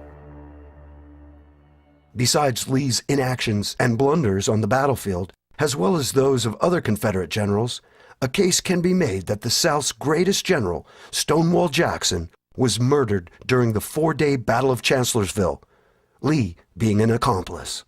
Jackson brings forth his plan to Lee how to flank Hooker's army, and then we can attack him from the rear. And Lee says, well, go ahead. Instead of saying, praise God, yes, if we can defeat Hooker, we can then march across the Potomac to Washington, because that's all it would have taken. We were this close to keeping our liberty. But because Lee is in cahoots with Hooker, and there are Jesuits who are observers on the battlefield, as there were at Gettysburg, an arrangement is made between Lee and A.P. Hill, because A.P. Hill hated Jackson's guts. Jackson had A.P. Hill arrested. This is General A.P. Hill. General Jackson had General A.P. Hill arrested for insubordination, and Hill hated him for it. And so this was Hill's chance to get back. So Hill happens to have a subordinate general underneath him, who then will be used to fire upon Jackson. So Jackson, as he arranges his soldiers as they've flanked Hooker, and he tells them, whatever you do, do not stop. You march right through to the federal camp. Well, what happens is A.P. Hill's general stops the whole movement. And so everything is almost thrown in disarray, and finally this guy's convinced, let's just keep going on. So by this time they're losing valuable time. Still, it was a rout, but it wasn't a defeat like it could have been. And Jackson realizes that something's very wrong. He is now betrayed by A.P. Hill, and he's betrayed by this other subordinate. So in the evening, Jackson is reconnoitering, trying to see what should be done, and he's fired upon by his own troops. And I show in my book that it was a conspiracy because some of the people there, Jackson didn't know who they were. They were Confederate officers, and Jackson never seen them before. So Jackson is wounded, but it's not mortal. He's bleeding, but he's bleeding severely. But what happens is that Major McGuire, the doctor, is called to his assistance. Well, the doctor then takes him off the way from the battlefield and amputates the arm, and his left arm. And Jackson is beginning to recover, but Lee orders him to be taken away from the battlefield by this doctor. And Jackson said, "Our men need our doctor. Why deprive our hurting, dying men of this valuable doctor? I'm getting better." But oh no, Lee gives the order to go to Guinea Station, take Jackson with you. And so Jackson is being taken there, and he's beginning to recover, and he's talking to the doctor, "When can I get back?" and so on. Well, the doctor gets him to Guinea Station and takes him away from the main house and takes him out to this little shack where only the doctor and he are allowed to be. And it's there that this dirty Freemason, Hunter McGuire, poisons Jackson, I believe, on about a Wednesday or Thursday. And then Jackson's wife is able to come, and she sees him, but Jackson's not well. His arm it's the famous picture of him where he's had his arm amputated, but you really don't see it. The sleeve is still there. But he's been poisoned for the first time. And then Friday or Saturday, he's given the final poisoning, and he can't survive. And so the doctor poisons him, and his wife Julie is pleading for him. "Doctor, isn't there any more you can do for him?" And so he dies. And with the death of Jackson, the poisoning of Jackson, then this very same wicked Hunter McGuire poisons Jackson's right-hand man, who's also a preacher, Sandy Pendleton, Colonel Pendleton. He poisoned him too. So the Jesuits are busy using this doctor to get rid of the true Southern Confederate leadership, Lee being a party to all of this. Like many others, Stonewall Jackson was getting in the way of Jesuit plans and had to be eliminated. At this point, we should take note of a man by the name of James Clark. Clark graduated from West Point in 1829. After graduation, Clark was assigned to Louisiana. After a year of service, James Clark resigned his commission and converted to Catholicism. In 1844, Clark would become the first West Point graduate to join the Jesuits. Clark went on to teach mathematics and science at Georgetown University, and he became the president of Holy Cross. It was said that Clark took a lively interest in the doings of his former classmates. And just who were his former classmates? None other than Robert E. Lee and Joseph E. Johnston. One can also include Jefferson Davis in this list, since Davis graduated a year ahead of Clark. It can only be guessed as to what communications these former West Point graduates had with each other. But that a Jesuit was in communication with Lee, Johnston, and Davis during the period of the war between the states is surprising and somewhat shocking. And what is even more shocking were the activities of Confederate President Jefferson Davis in 1863. Protestant Jefferson Davis began corresponding with the Roman Catholic Pope. Pope Pius IX, who was completely in the hands of the Jesuit order at this time, because he was not in their hands when he first became Pope. He writes a letter to Jefferson Davis acknowledging him as the President of the United States. After the Battle of Gettysburg, there was a lot of correspondence that took place between the Davis government and the Vatican, the Davis government appealing to the Pope for official help and recognition, which Pope Pius IX eventually did give him. Davis was no stranger to Roman Catholicism. He had entered the Dominican-operated College of St. Thomas Aquinas near Springfield, Kentucky, for 2 years. He was the only Protestant student at the school. Interestingly enough, the young Davis sought to become a Catholic, but was encouraged to remain Protestant. One must ask, why would the Roman Catholic Church turn down a convert? Did the Roman Church have plans for Davis that would be better served with him remaining a Protestant? After the war, Davis was sent a portrait of the Pope. Such a gift, said a great niece, was never before conferred on any but crowned heads. General Lee also had his own picture of Pope Pius IX noting that the Pope was the only sovereign in Europe who recognized our poor Confederacy. Such was the attitude of these leaders of the Confederacy. Men who were easily fooled or who were willingly playing along with the Jesuits' plan. It was these men who led the Protestants of the South into a war that they had no intention of winning. Shades of Korea, Vietnam, and the Gulf Wars come to mind. It should be remembered that for all of its posturing and open statements of support for the South, the papacy was really not on the South side at all. The open but false policy of Rome was that the Pope was on the side of the South. And Chiniquy falls for this delusion in his book, unfortunately. The secret but true policy of Rome was that Rome was completely on the side of the radical red Republicans in the North. Stevens, Sumner, Bingham, the list goes on and on. So, because of this, the Jesuits made a show that they were behind the South to create more animosity on the part of the Northern Protestants against the Southerners of the South, because the Pope's against us by siding with the South, when in fact they wanted the utter annihilation of the Southern Protestants. Now let us turn our attention to the Union Army. What was true with the Southern generals, Lincoln, to his dismay, discovered was also true with his Northern generals. They had allegiances to others besides the Union and Lincoln. General George McClellan failed to employ his vastly superior forces to defeat Confederate General Lee on numerous occasions, the most famous of which was at the Battle of Antietam. Historian James M. McPherson has pointed out that the 2 corps of troops McClellan kept in reserve were in fact larger than Lee's entire force. The reason for McClellan's reluctance to put his reserve into the fight was that, as in previous battles, he was convinced he was outnumbered. It should also be pointed out that McClellan was a Freemason. The question has to be asked, who was McClellan really listening to, Lincoln or the Jesuit superior general? Earlier, we noted General Lee's disastrous orders to General Pickett at the Battle of Gettysburg. At the same battle, Union General George Meade allowed General Lee to escape. Meade was a Roman Catholic.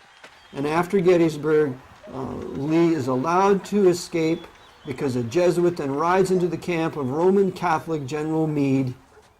And Roman Catholic Meade refuses to pursue Lee's army and captures only 1 gun, when the South could have been defeated right then and there would not have been the rape, pillage, and plunder from 1863 to 65.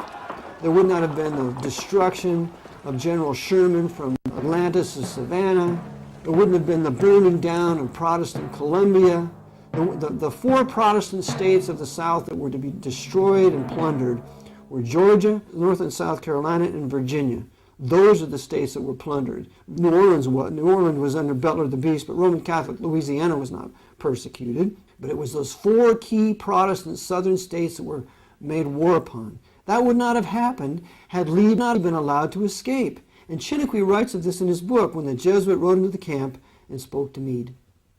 So it was a war against the white Anglo-Saxon Protestant Baptist people of the South, perpetrated by not only the generals of the North, Grant and Sheridan and Sherman and all those despicable criminals with their federal banditti and their Roman Catholic Irishmen that they brought over here to steal everything they could steal off the southern plantations and to rape the black southern women that were slaves. It was a general rapine, so bad that many of the black men took their women into the swamps and to deliver them from this Yankee pillage.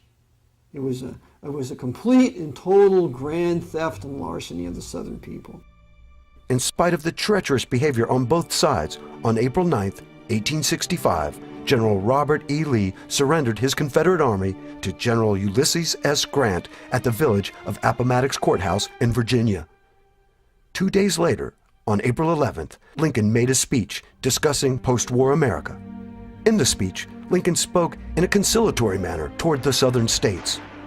Let us all join in doing the acts necessary to restoring the proper practical relations between these states and the Union, they never having been out of it.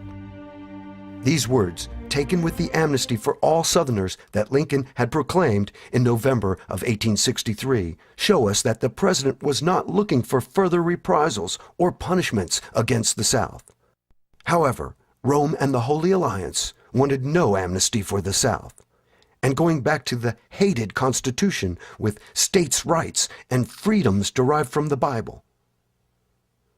Lincoln had served his purpose. It was time for his removal.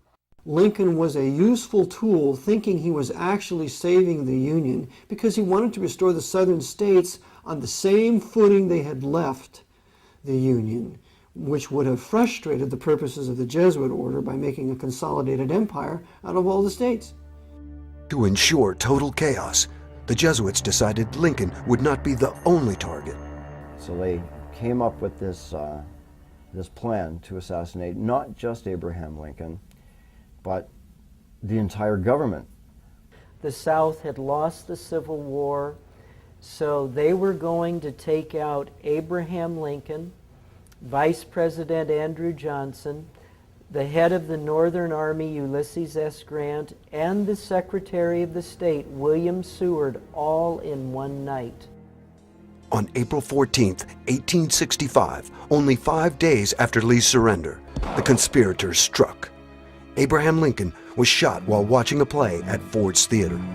He died the next morning, April 15th, at 7:22 a.m. Secretary of State Seward was attacked at his home.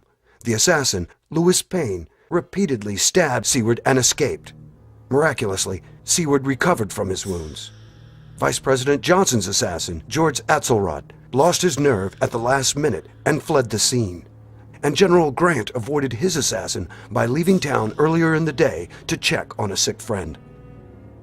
But who were these assassins? Most people know about John Wilkes Booth, the man who pulled the trigger and killed Lincoln. But few realize that most of the conspirators were Roman Catholic. Even Booth had converted to Catholicism. It's clear that John Wilkes Booth, while he was a member of the Knights of the Golden Circle, at the time he was plotting Lincoln's assassination, he was also meeting in the home of a very devout Roman Catholic woman by the name of Mary Surratt, right in Washington, D.C. And it was in her home that the plot to kill Lincoln was hatched. The Jesuits of Washington, D.C. put together the plot for the assassination. The Jesuit of power behind that plot was Bernardin F. Wiggett. Jesuits, under the stream of an induction, they were not directly to be involved. They only were the elements, the intellectual element that will prepare this. The case of Abraham Lincoln. Abraham Lincoln, the president, was killed by the Jesuits of Rome, but there was no a Jesuit there involved directly. Nevertheless, was the Jesuit who prepared the plot against his life and prepare and train those who were to kill him. They arranged it. Yes. To be sure, the assassins were also Southerners, but they were first and foremost Jesuit assassins and agents of the foreign dictator called the Pope. Among the conspirators was Mary Surratt's son, John Surratt. His tale leads to the very doors of the papal palace in Rome. 4 of them were eventually hung, and the rest were sent to prison for various lengths of time. Booth was killed in a barn, but the story around Surratt is absolutely amazing. Surratt, after the assassination, John Surratt escaped to Canada. Now, the Southern government had a kitchen cabinet based in Montreal. So that's the first place he went, was to Montreal. And who's in Montreal to meet this Surratt was 2 priests. And they squirreled him away for about 6 months. At the same time, the government is looking all over for this guy. It's like the biggest manhunt in U.S. history, and they can't find him. And here he is sitting in a little town outside of Montreal, being protected by priests. The Jesuits were behind this assassination. They controlled Surratt. Surratt called time outside of Ford's Theater. John Wilkes Booth does the shooting. The guard, the Secret Service guard, who's supposing to be guarding the entranceway to the booth of Lincoln, he just happens to leave his post. And he's never punished for it. So the assassination takes place. Surratt escapes to Canada. He's taken to Liverpool. He's taken from there to Rome. He enlists in the Pope's Zouave army. And in 1867, he is discovered through another Roman Catholic who reveals the truth about it. And he is then brought back to the United States and put on trial. He has 2 trials, and because Roman Catholics have more allegiance to their priests and the canon law than they do our country, when a Roman Catholic's on a jury, they can hang a jury and let the murderer go free, and that's exactly what happened to John Surratt. As a result of the Surratt affair and the papal policy of not allowing Protestant churches within the city of Rome, the United States of America ended diplomatic relations with the Vatican in 1867. But even with the end of diplomatic relations with the U.S., the Jesuits had achieved a great victory. First, hundreds of thousands of Protestants were dead. Second, much of the Protestant South lay in ruins. Third, forcing the South at gunpoint to stay in the Union had dealt a severe blow to the Constitution and the concept of freedom. And lastly, Lincoln was dead, and the Jesuits were avenged for his interference in the Chiniquy trial and his attempt to restore the Republic to its pre-war state. Adding insult to this situation, the Jesuit-controlled radical Republicans in Congress, men like Charles Sumner and Thaddeus Stevens, were able to pass the 14th Amendment in 1868. The 14th Amendment created a new type of citizen, a citizen of the United States. Whereas before, a man was a citizen of the state in which he was born, citizenship was now at the national level. Ostensibly, this new citizenship was created to help the freed slaves, but in reality, it was a measure that would allow the federal government to strip away constitutional rights from the people and replace those rights with privileges granted by the government. In Maxwell versus Dow of 1899, the Supreme Court said that none of the Bill of Rights are privileges and immunities of 14th Amendment U.S. citizenship. And the great dissent by John Marshall Harlan, the first Harlan, must be read by every viewer as he goes out of his chair to say that we don't enjoy real liberty, that our rights of American freemen have been overthrown, that our Anglo-Saxon liberties are gone. And then he reiterates in 1908 in Twining versus New Jersey, when Twining versus New Jersey comes out and says the First Amendment, the Second Amendment, the Third Amendment, the Fourth Amendment, the Fifth Amendment, the Sixth Amendment, the Seventh Amendment, the Eighth Amendment, none of those amendments are privileges and immunities of United States citizenship under the 14th Amendment. That's why in court you take your Fifth Amendment privilege. That's why you own a gun with a privilege. That's why you worship God now by a privilege granted from Washington. This ought to make us irate. All we have is Soviet citizenship, but all of us are. Whites and blacks were all slaves of the Jesuits in Washington, D.C., and none of us have any absolute rights to limit the powers of Washington. The only thing that limits Washington's powers are the decisions of the Supreme Court. The Supreme Court's controlled by the Jesuits of Georgetown. You got 5 Roman Catholics sitting on it now.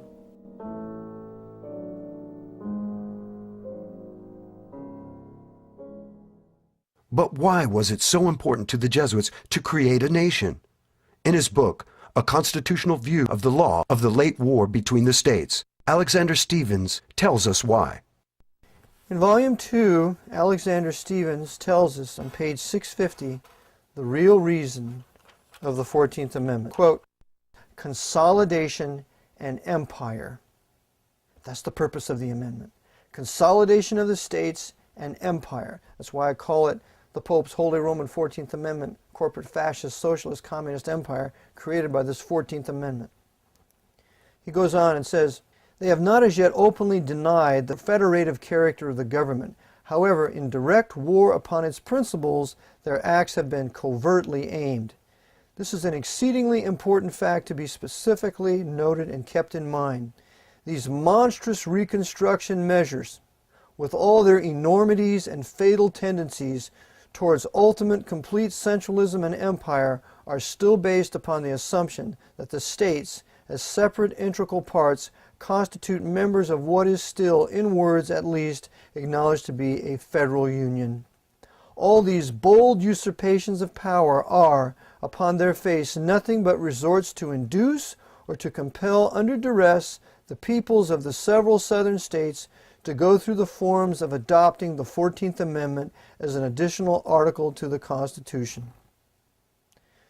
So, he then concludes, no system of representative government can be long maintained by any people who have not the intelligence to understand it, the patriotism to approve it, and the virtue to maintain inviolate both its form and principles as established. So this is the reason for the 14th Amendment: consolidation and empire. And this is what Andrew Johnson understood was the purpose, and so he campaigned against it. And he called Lee a hero if that was the real reason for this war, to keep this consolidation and empire from being formed. The 14th Amendment was proclaimed ratified on July 28, 1868. That was the end of the Washington's Republic as established in 1787. So our white Anglo-Saxon, Protestant, and Baptist Calvinist Federal Republic of these United States lasted from 1787 to 1868.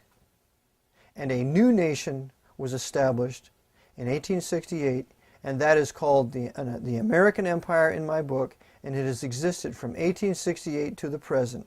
And it is squarely in the hands of the papacy for two reasons: for destroying heretics, liberals, perfidious Jews, and infidel Muslims and Buddhists over the last 100 years since the Spanish-American War, or since really the Indian War of the Great Plains. The War of the Great Plains from 1860 to 1890 was the annihilation of the Native American Indians so that they could build an empire from sea to shining sea.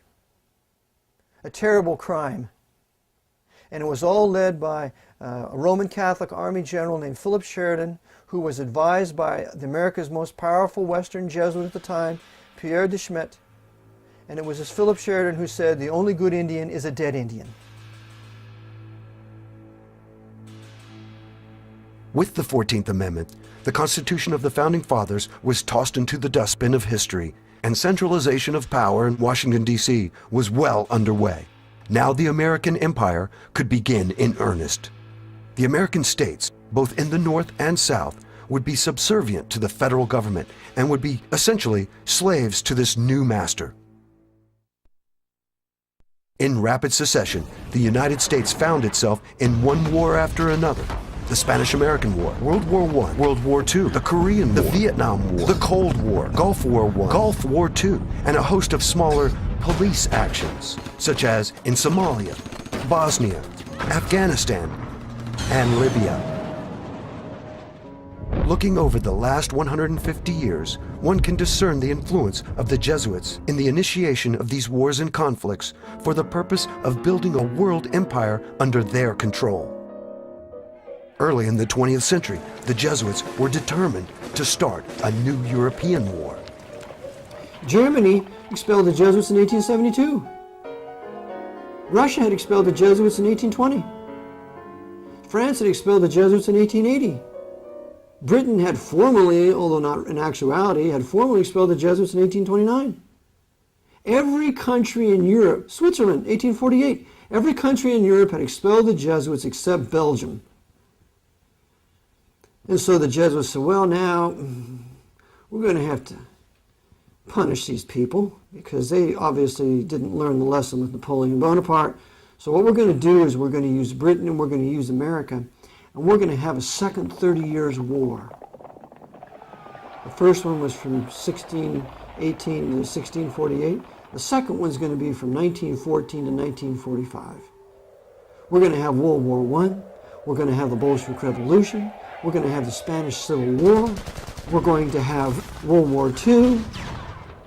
we're going to just have continual war for 30 years, and we're going to control all the factions. We're going to control the Allies, and we're going to control the Axis.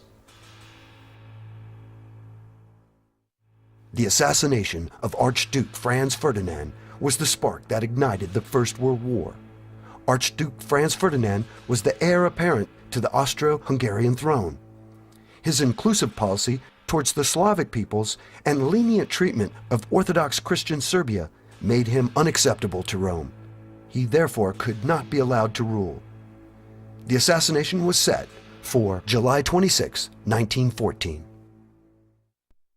Since the year 1054, the Catholic Church has been waging war against Orthodox Christians. The Orthodox Christians did not accept the supremacy of the Pope. A war involving the major powers of Europe would be a perfect opportunity to have hundreds of thousands, if not millions, of Orthodox Serbs and Russians killed. Afterwards, Rome would be in a better position to dominate these countries. Who shot the Archduke?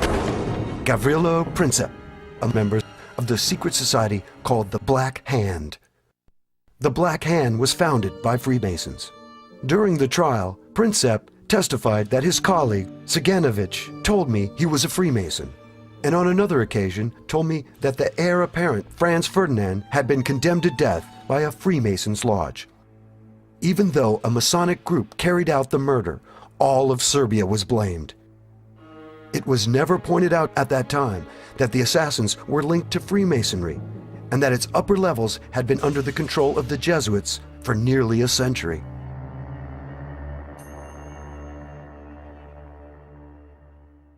After World War I, a movement was put in motion to have a world government that would help the nations of the world live in peace.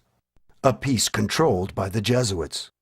When this world government, or League of Nations, failed to materialize, the Jesuits pushed forward plans to create a second world war. Even before the end of World War I, the Jesuits had set in motion a plan to bring the Russian Orthodox Christians back into the fold of the Pope's control. Under the direction of their superior general, Vladimir Ledovchkovsky, the Jesuits instigated the Bolshevik Revolution in 1917. This revolution brought communism to Russia. The Jesuits had been thrown out of Russia over 100 years earlier, but now the leader of the Bolsheviks, Vladimir Lenin, admitted the Jesuits back into Russia in 1922.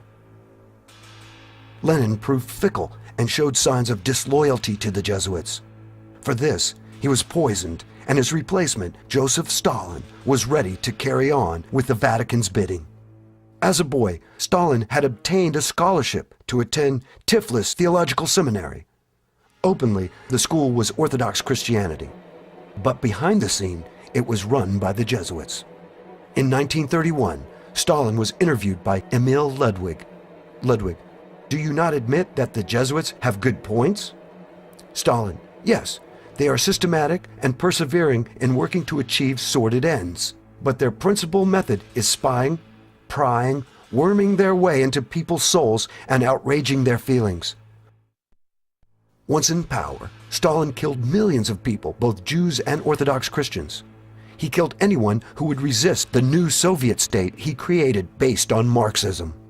What many failed to understand was that Marxism was based on the Jesuit slave plantations, or reducciones, in South America, and Sir Thomas More's book, Utopia. What the Jesuits did is they were the masters of communism. Communism originates with the Roman Catholic traitor whose name was Sir Thomas More. Sir Thomas More betrayed King Henry VIII, gave his full allegiance to the Pope, and for which reason Thomas More was executed as a traitor, holding forth the Pope's temporal power over his allegiance to his king. Sir Thomas More is the author of Utopia. Utopia is the foundation for communism. So communism is Romanism. In fact, the orders, the many communities of the Roman Catholic institution, the Jesuit order, the Redemptorist, that goes on and on, they run on communist principles of universal equality. Communis is the Latin term. So therefore, communism is a brainchild of the Jesuits, but it has been made to look Jewish through implementing it through Marx and his Communist Manifesto, financed also by another Masonic British Freemason, Engels. Besides establishing communism in Russia after World War I, the Jesuits sought to re-establish the Pope's physical kingdom that had been taken from him in 1871.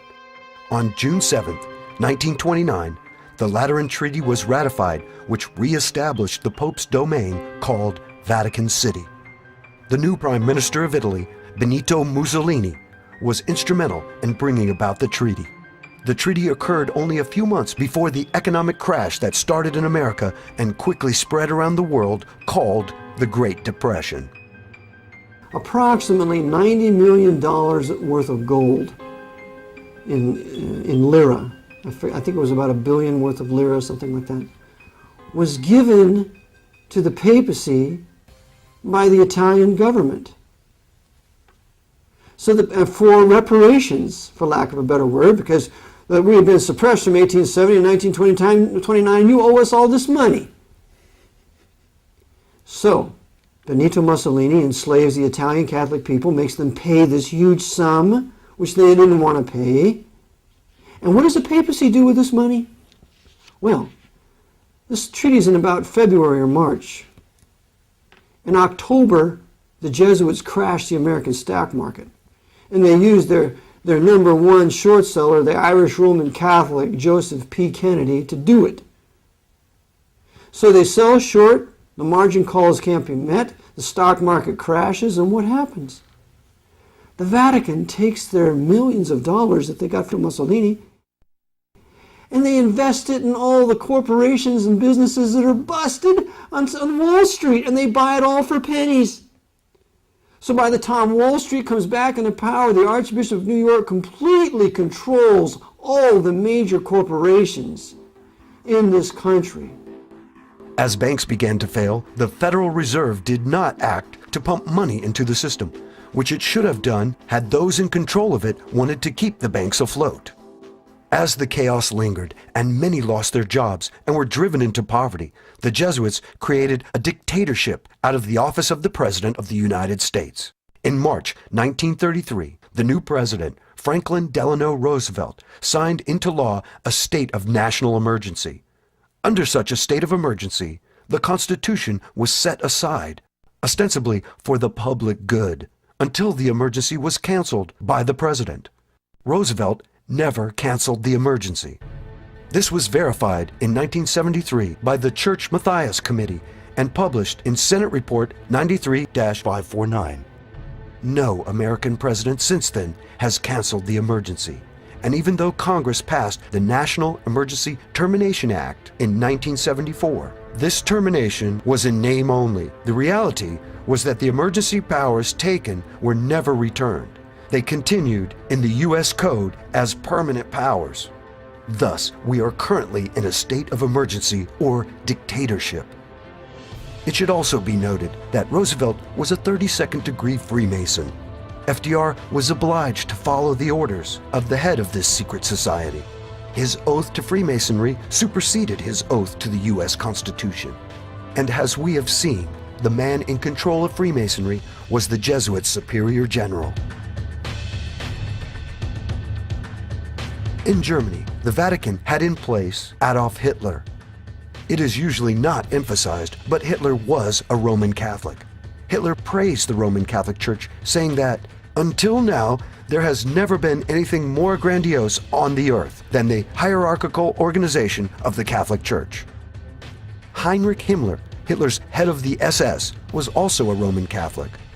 Friedrich Hofhet wrote, "Hitler, Goebbels, Himmler, and most members of the party's old guard were Catholics." After the war, Walter Schellenberg, former head of German counterespionage, stated, "The SS organization had been constituted by Himmler according to the principles of the Jesuit order." Himmler's title as Supreme Commander of the SS was to be the equivalent of the Jesuits' general. Incredibly, although he killed and tortured millions, the Vatican never excommunicated Hitler. In fact, not one of the mass murderers of the Third Reich was ever excommunicated by the Vatican. The day Hitler died, the Spanish dictator Franco, also a Roman Catholic, had this statement run in the publication Reforme. "Adolf Hitler, son of the Catholic Church, died while defending Christianity." As a loyal son, Hitler killed heretics, including Protestants, Jews, Orthodox Christians, and even liberal Catholics. All told, the war dead numbered between 62 to 78 million people. 11 million of the total dead from World War II died in concentration camps, 6 million being Jews. The Jewish Holocaust was never condemned by Pope Pius XII, or for that matter, by any other pope. Why this silence? The Jews, like all heretics, resisted conversion to Roman Catholicism and obedience to the Pope. Who financed Hitler? The answer is clear and easily verified. The Vatican and many of the wealthy elite in the West gave Hitler the money he needed to build the Third Reich. As early as 1919, Archbishop Eugenio Pacelli met a young Adolf Hitler in Munich. The meeting occurred at night while all the household was asleep except for the nun who attended Archbishop Pacelli. Her name was Pascalina. According to Pascalina, Hitler told Pacelli that he was out to check the spread of aesthetic communism in Munich and elsewhere. It did not come as a surprise to her, therefore, in light of Pacelli's hatred of the Reds, to see the prelate present Hitler with a large cache of church money to aid the rising revolutionary and his small struggling band of anti-communists. Go, quell the devil's work. Help spread the love of Almighty God, Pacelli told Hitler. For the love of Almighty God, she heard the young man Adolf Hitler reply. Money for this young revolutionary also came from industrialists in the West. Hitler's rise to power was financed by London and New York and Berlin. They were the Knights of Malta running the banking institutions of the world. In the discipline of historical research, one of the greatest taboo subjects is to look into who financed Hitler.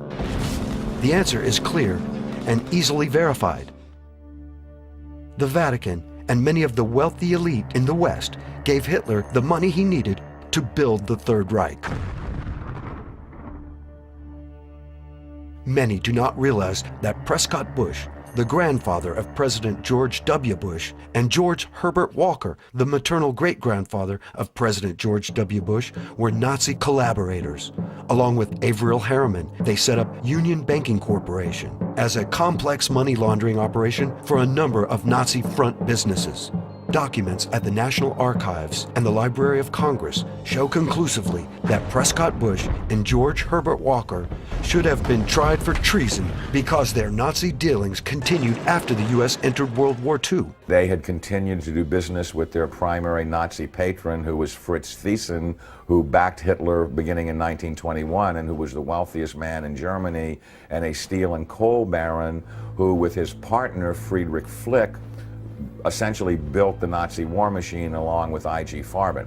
In 1951, when Fritz Thyssen died in Argentina, Union Banking Corporation was liquidated by the U.S. government, and Prescott Bush received $1.5 million for his holdings in his Nazi business, and that was the beginning of the Bush family fortune for all intents and purposes. George Bush doesn't take his philosophical foundation from the Bible or the teachings of Jesus in the Sermon on the Mount.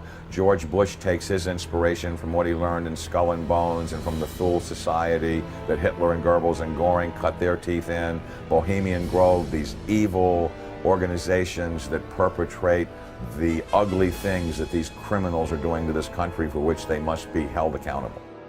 The Jesuits created the Illuminati in 1776. The American branch of the Illuminati was called Skull and Bones and has its headquarters at CIA recruiting ground, Yale University.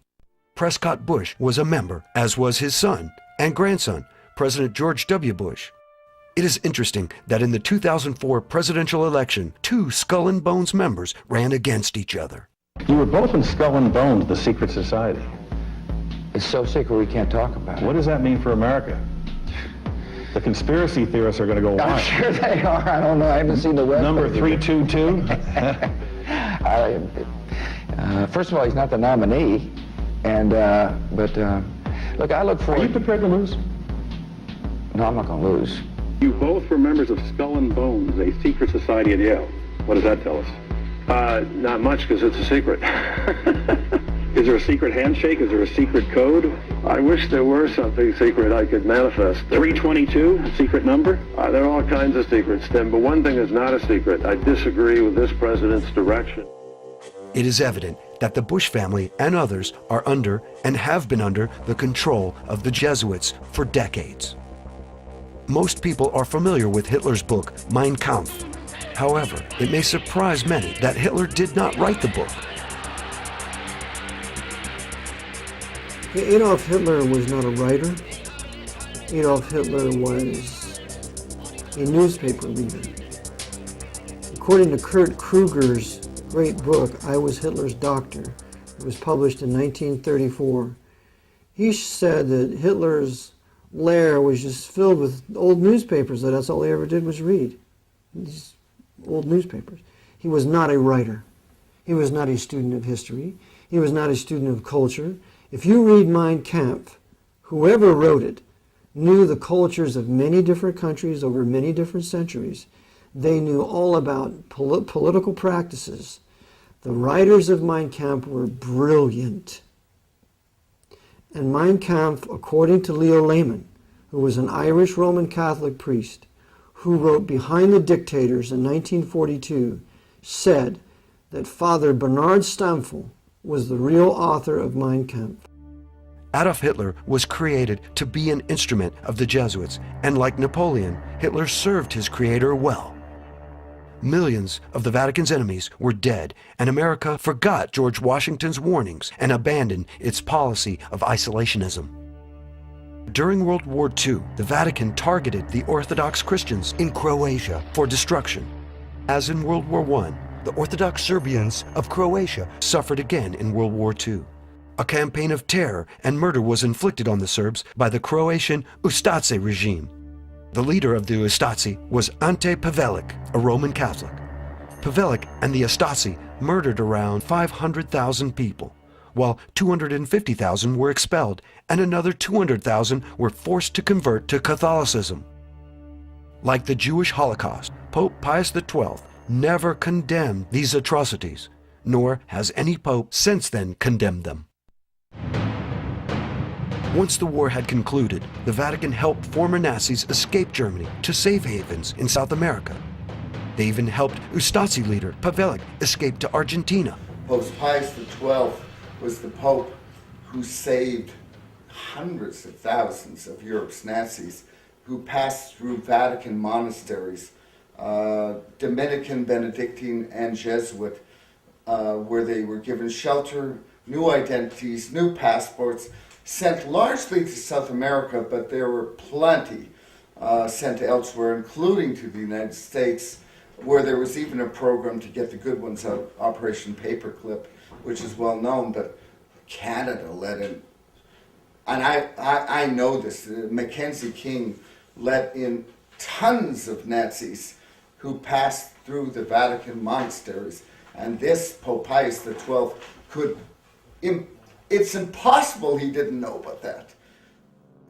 After World War II, a conflict began between the Western powers, mainly the US and Britain, and those of the East, the Soviets and the Chinese. It came to be called the Cold War. From its beginning, the Cold War was a way of keeping the world in chaos and fear, pitting the Christian nations against the communist nations. And most importantly, a way to keep the spotlight off the Vatican. Many people knew of Rome's backing of the Catholic dictators of Europe. They also knew of Rome's aid in helping many of them to escape. The Vatican had not been punished for these crimes. In fact, Pope Pius XII should have stood before the judges at Nuremberg. The Jesuits used the Cold War as an effective diversion for Rome. It worked like a charm. To get it started, a rock in the road had to be removed. That rock was General George S. Patton. At the end of World War II, General George Patton wanted to attack the Soviet Union. Patton saw the menace to the free world communism was and wanted to go ahead and end it. Patton's conversation to General McNarney in 1945 was revealing. Why do you care what these goddamn Russians think? We are going to have to fight them sooner or later. Why not do it now, while our army is intact, and the damn Russians can have their hind end kicked back into Russia in 3 months? The Jesuits could not allow the Soviet Union to be destroyed. As Robert Wilcox lays out in his book, Target Patent, Roman Catholic William Donovan, head of the OSS, arranged for the assassination of Patton. Patton had survived 3 previous attempts on his life. He also survived the 4th, but was hospitalized. While in the hospital, a refined form of cyanide was given to him that can cause or appear to cause embolisms and heart failure. After making preparations to leave the hospital, Patton's health took a sudden turn for the worse, and he died. The result was that the Jesuits got their Cold War.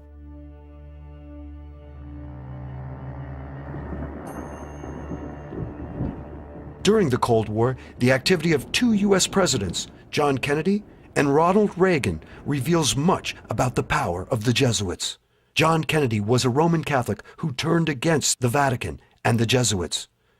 Kennedy decided to be his own man, take his own counsel, and not take orders from Rome. He turned out to be a liberal Catholic, which is just as obnoxious to the Vatican as a Protestant or any heretic. Kennedy began to pull out of Vietnam. He ordered the Treasury Department to print money and not go through the privately held Federal Reserve. And he had plans for a new invasion of Cuba. See, Kennedy wanted Cuba back from Castro.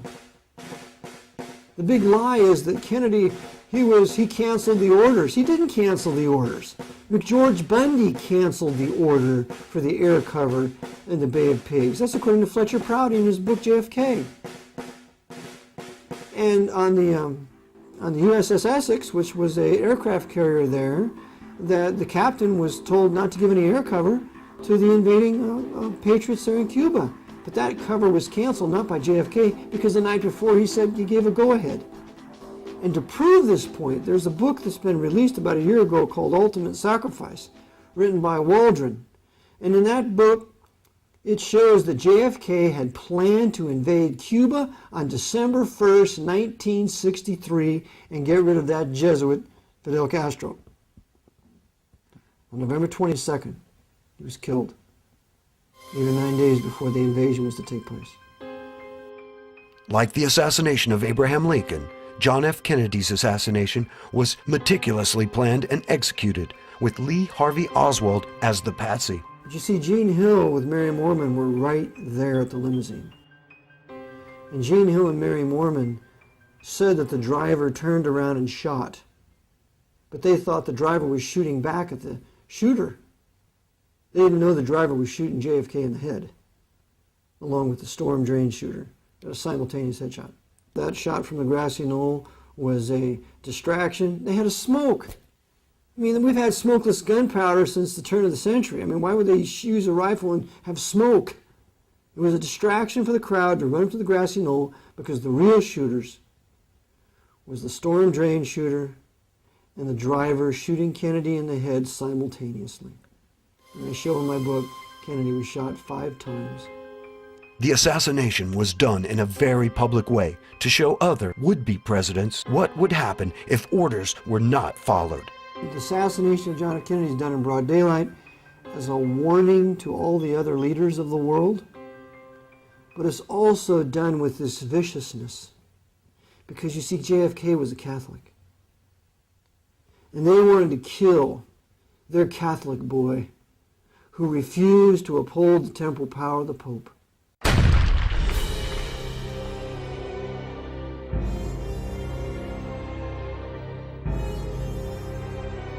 So they killed him viciously and cruelly as a warning to any other Catholic who would dare trammel the temporal power of the Pope. In contrast to Kennedy, Ronald Reagan did everything he could to court Vatican approval after an assassination attempt on his life in 1981. Well, Ronald Reagan was advocating some things that would have built the middle class that were generally pretty good. He was talking like a conservative. Evidently, he thought for a few minutes he was the president. because he'd been told to choose George Bush as the vice presidential candidate. And all the conservatives said, how could you do this to us? And yet he's still, quote unquote, elected. So Reagan starts to advocate some pretty good things. And so, we're going to punish you, Ronnie. And so they carried out the attempted assassination. If he survives, he'll do what he's told. If he doesn't survive, well, then George Bush will openly take his place and be the president. Either way, we win. So Jerry Parr, the Secret Service agent, shoots Reagan inside the vehicle and makes it look like Hinckley is the one who shot him. Hinckley did not shoot Reagan. Reagan was untouched at the time he was entering the limousine. He was shot inside the limousine by a Secret Service agent, and then, phenomenally enough, a Jewish doctor saved his life. So Bush was a part of this, of course. He was not openly made the president, but he was secretly the president during the entire 2 terms of Ronald Reagan. President Reagan has come to fulfill the greatest moment in the history of this conspiracy, because no other president has come as close as President Reagan with the Vatican, and even not even John F. Kennedy. What that means is they have done to President Kennedy, to President Reagan, what they were not able to do even through a Roman Catholic president. In 1984, Reagan established diplomatic relations with the Vatican. Not since 1867 had there been any official contact between the two countries. That relationship was formally restored by the worst president America has ever been disgraced with, our greatest traitor, Ronald Reagan. When he restored diplomatic relationships with the Vatican, formally recognized the sovereign state of Vatican City as a nation, and now America can enter into a concordat with the Pope, as warned by ex-Jesuit Alberto Rivera for many years. Ex-Jesuit priest Alberto Rivera also revealed a secret concerning the inauguration of Ronald Reagan that some noted at the time, but few fully understood. Alberto Rivera made a startling statement in which he said there would be a sign given to Jesuits throughout the world when all churches would be taken over by the Jesuit order. The sign was to be when a president of the United States took his oath of office facing an obelisk. For the first time in U.S. history, the swearing-in ceremonies were moved to the west front of the Capitol, and President Reagan faced the Washington Monument. After Reagan's presidential reign, the Berlin Wall came down in 1989, and the Cold War ended. However, instead of greater freedom, nations around the world found their governments becoming more repressive. Terrorism became the new foe, and the United States and other Western governments pledged to fight this new enemy at all cost.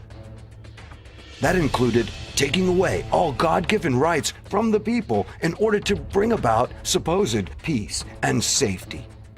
In America and elsewhere, many noted that the government knew about the terrorist attacks in advance, but failed to stop them. In fact, it is now painfully obvious that the government allowed these attacks to occur.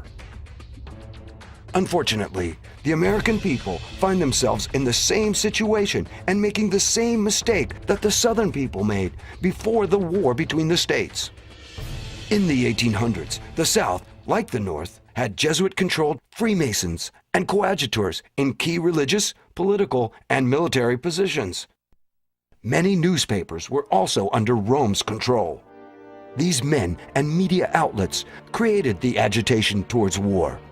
As the slave issue escalated, pushing the South towards secession, the Southern people fully expected God to be on their side. However, like America today, the people of the South failed to understand they were not on God's side. The South did not practice biblically sanctioned slavery. The Bible authorizes 2 types of slavery: a voluntary servitude to pay off debt, and slavery as a result of war. The South did not practice these types of slavery. The South practiced man-stealing or kidnapping for profit. Exodus 21:16 clearly states, "And he that stealeth a man, and selleth him, or if he be found in his hand, he shall surely be put to death." For their sin and refusal to repent of man-stealing, the South reaped a harvest of death and destruction. Likewise, America today is finding itself in the same situation. Instead of asking God why He did not protect them from the terrorist attacks on September 11, 2001, Americans were easily manipulated with pride and cried out for vengeance against a foreign enemy. A vengeance that brought multi-billion-dollar profits to the death industries by promoting endless war. Instead of asking God what they had done to offend Him and lose their blessed state, the American people are seeking answers and solutions from politicians, false prophets, and economic wizards. For the most part, the American people do not see a correlation between turning their backs on the God of the Bible and the disasters that have come down upon them.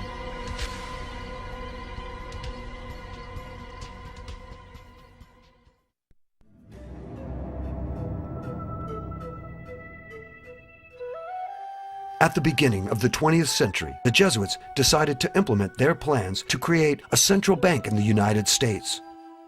Their plan would enable them to pay for the wars that were coming as the American empire expanded.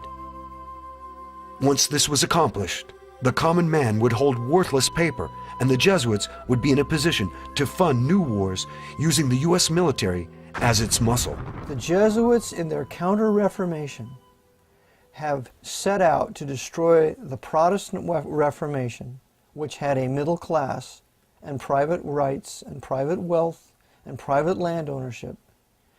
And in their attempt to bring the world back to the Dark Ages, the 13th century, when Pope Innocent III was the demon pope of all of Europe at the time, set out to destroy the Albigenses and others. To do this, to destroy Western Protestant civilization, they had to implement the pillars of the Communist Manifesto. Well, two of those pillars are these. The national credit would be in the hands of the federal government. So therefore, the credit of this country is in the federal government as extended by the Federal Reserve Bank, which is a private bank. Lewis versus U.S. tells us this in a federal case. So this private Federal Reserve Bank, which is controlled by the Vatican through its various orders, particularly the old crusading orders like the Knights of Malta and the Knights Templars, which are today high-level Freemasons, they have put upon us this horrible Federal Reserve Bank, which is the Pope's bank, to finance all the Pope's crusades since no later than the Spanish-American War of 1898 to the present. In order to create this central bank, certain obstacles had to be overcome. First, those opposed to a central bank would need to be removed, and secondly, the law would need to be changed, or simply appear to be changed. To deal with the troublesome individuals who opposed a central bank, the Jesuits spared no expense. They built a ship of death called the Titanic. The sinking of the Titanic was the design of the Jesuit order to get rid of the opposition to the creation of a central bank in the United States. And the men on the Titanic were opposed to a central bank. They had to die. Among those were John Jacob Astor, Isidor Straus, Benjamin Guggenheim, and a host of other millionaires who were opposed to a central bank in America. Therefore, they had to be taken out of the way, and they were on the Titanic. The company building the ship was owned by J.P. Morgan, who was himself an agent of the Rothschilds family, the Rothschilds being the bankers for the Pope and the Vatican. The main Jesuit targets were brought on board. The captain of the ship was Edward John Smith. It appears from his actions that Captain Smith was a Jesuit coadjutor, that is, a Jesuit who has taken the oath but does not wear the robes. A coadjutor blends into the scenery and never looks like a Jesuit priest. It is a veteran sea captain, Edward Smith, who orders the ship to travel through an 80-square-mile ice field at full speed on a moonless night. There had been over 8 telegrams warning the captain of the danger. He's warned 8 times, slow the ship down, slow the Titanic down, you're going too fast. Not once stopped. Knew there was an iceberg field up ahead, knew that he should have slowed down, but didn't. And so you look and you say, how was it that this man could go headlong into a field of icebergs and not slow the ship down, not be more careful? The only conclusion you can draw is, as a coadjutor of the Jesuit order, right through the line, the chain of command, he was told, sink the ship. And he did. On board the Titanic, and this is all documented in a National Geographic video that was put out in 1986. You can go to your local library and they'll either have it on hand or they can get it on library loan. But on that videotape, it shows that as the Titanic was coming up along the coast of England, it had various stops. And at one stop, a Jesuit priest got on board. His name was Francis Brown. Francis Brown got on board the Titanic, took pictures of all of the wealthy people, took pictures of Edward Smith, the captain, and then, just before the Titanic set sail across the Atlantic, Francis Brown got off. And then, of course, the Titanic sunk. Well, Francis Brown is given a camera by his bishop, by his uncle, the bishop, and he is told to go down and take all these pictures of all these people we're going to kill in first class. And so that's what he does. He takes picture of all these rich people, everybody that's there is going to go down, and a rich passenger offers him passage. Well, he knows the ship's going to go down, but he very sheepishly got in contact with his provincial. And the provincial's message was, get off that ship. Like Brown, another noted passenger, Jesuit agent J.P. Morgan, did not make the ill-fated sea voyage.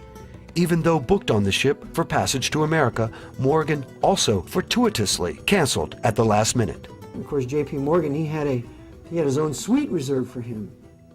And there were some 55 men who at the last minute canceled their reservations on the Titanic. J.P. Morgan was one of them. Said he was sick. Oh, by the way, and don't load any of my art treasures on the Titanic either. So he didn't have any of his art treasures on it either. Didn't lose any of that. How do we know there was foul play involved with the Titanic? When the iceberg was sighted, it was First Officer Murdoch who attempted to port around the deadly object. This was sound enough, but Murdoch also ordered the engines into reverse. Author Wynne Wade asked the obvious question. As long as Murdoch was trying to veer out of the iceberg's way, why had he jammed on the brakes, so to speak, by throwing the engines full speed astern? In point of fact, the 1910 edition of Knight's Modern Seamanship clearly contradicted Murdoch's decision. The instructions are clear. Avoid reversing the engines. Wade sums up the situation by saying, Murdoch had maneuvered in a manner more likely to cause collisions than to prevent them. As with many who investigated the Titanic disaster, author Wynne Wade was at a loss to explain Murdoch's actions in going against the book. But the captain and Murdoch's actions were not the only telltale signs of treachery on the night the Titanic sank. We see all sorts of anomalies on the Titanic. For example, when it was sinking, the emergency flares were to be red so that ships in those lanes could see the Titanic was in trouble. Well, someone had taken away the red flares and replaced them with white flares, making it look like we were shooting off flares and having a party. And then the loading of the boats, we know that was a fraud. They didn't allow the lifeboats to be completely loaded. They were only half loaded, some 1/3 loaded, because the targets in the first class could not be allowed to board. And the Jesuits were not only the captain, but his officers, and there had been a strike in England at the time, And the men who were normally the ones who would man the ocean liners, they were replaced by Jesuit coadjutors ready to board because they were all under oath to die for the Black Pope if necessary. And so they did carry out the sinking of the Titanic. But how is it possible that men will commit suicide as Captain Smith and some of his hand-picked crew obviously did? We have to understand that these men have died to their own self-will. And so they have completely been emptied of their own personalities, and upon the order of their commander will do exactly what they're told. There's no such thing as a disobedient Jesuit. This serves as a warning to all the other men of power, not only in our country, but in England and Europe. You mess with us, and we're going to do to you what we did to all those people on Titanic, and we're going to thwart the investigation. Because a subsequent investigation of the sinking of Titanic blamed Bruce Ismay, the right-hand man of J.P. Morgan, and Captain Lord of England. They were the scapegoats, when they could have easily blamed the men of power at that time. Saw who canceled their reservations. It was a Warren Commission all over again. 9/11 Commission all over again. It's a whitewash and cover-up, and that cover-up is even more powerful than the murder itself. After many of the leading opponents to a central bank had been removed, the Jesuits moved to obtain passage of the 16th Amendment and the Federal Reserve Act, both in 1913. So they created the Federal Reserve Bank to finance their crusades. Without the Federal Reserve Bank, there's no war in Iraq. Without the Federal Reserve Bank, there's no World War II. There's no World War I. And there's a book written by Katz called The Money Changers, and in it he says that it's the Federal Reserve Bank and the creators of all this paper currency, fiat money, credit out of thin air. Without that, you don't have these wars. So they needed the Federal Reserve Bank to create wars on heretic and liberal peoples in Europe so that they could restore the Pope's temporal power throughout the European nations that was being thrown off in the 1800s.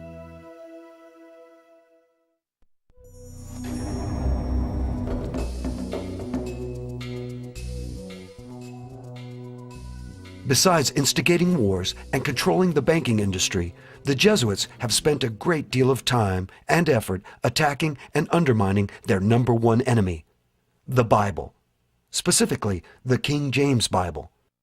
As stated in Leone's The Secret Plan, the Jesuits view the Bible as a serpent that must be made into a harmless rod.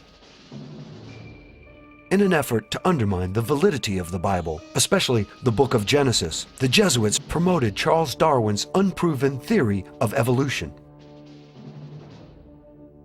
Evolution theory postulates that man evolved or came about by chance. There was no God or divine agent at work in creating the world. All life had simply developed over time by mutations from a single cell that was formed billions of years ago. Supposedly, man himself had evolved from primitive ape-like creatures to his present state. When the evolutionary theory needed proof of its validity, a young Jesuit priest by the name of Pierre Teilhard de Chardin appeared on the scene. In 1912, Teilhard assisted Charles Dawson at the digs in England where the Piltdown Man was discovered. This so-called missing link convinced most of the world that mankind had evolved from more ape-like creatures. It was not until 40 years later that the Piltdown Man was discovered to be a hoax. Philip Johnson, in his book Darwin on Trial, has this to say.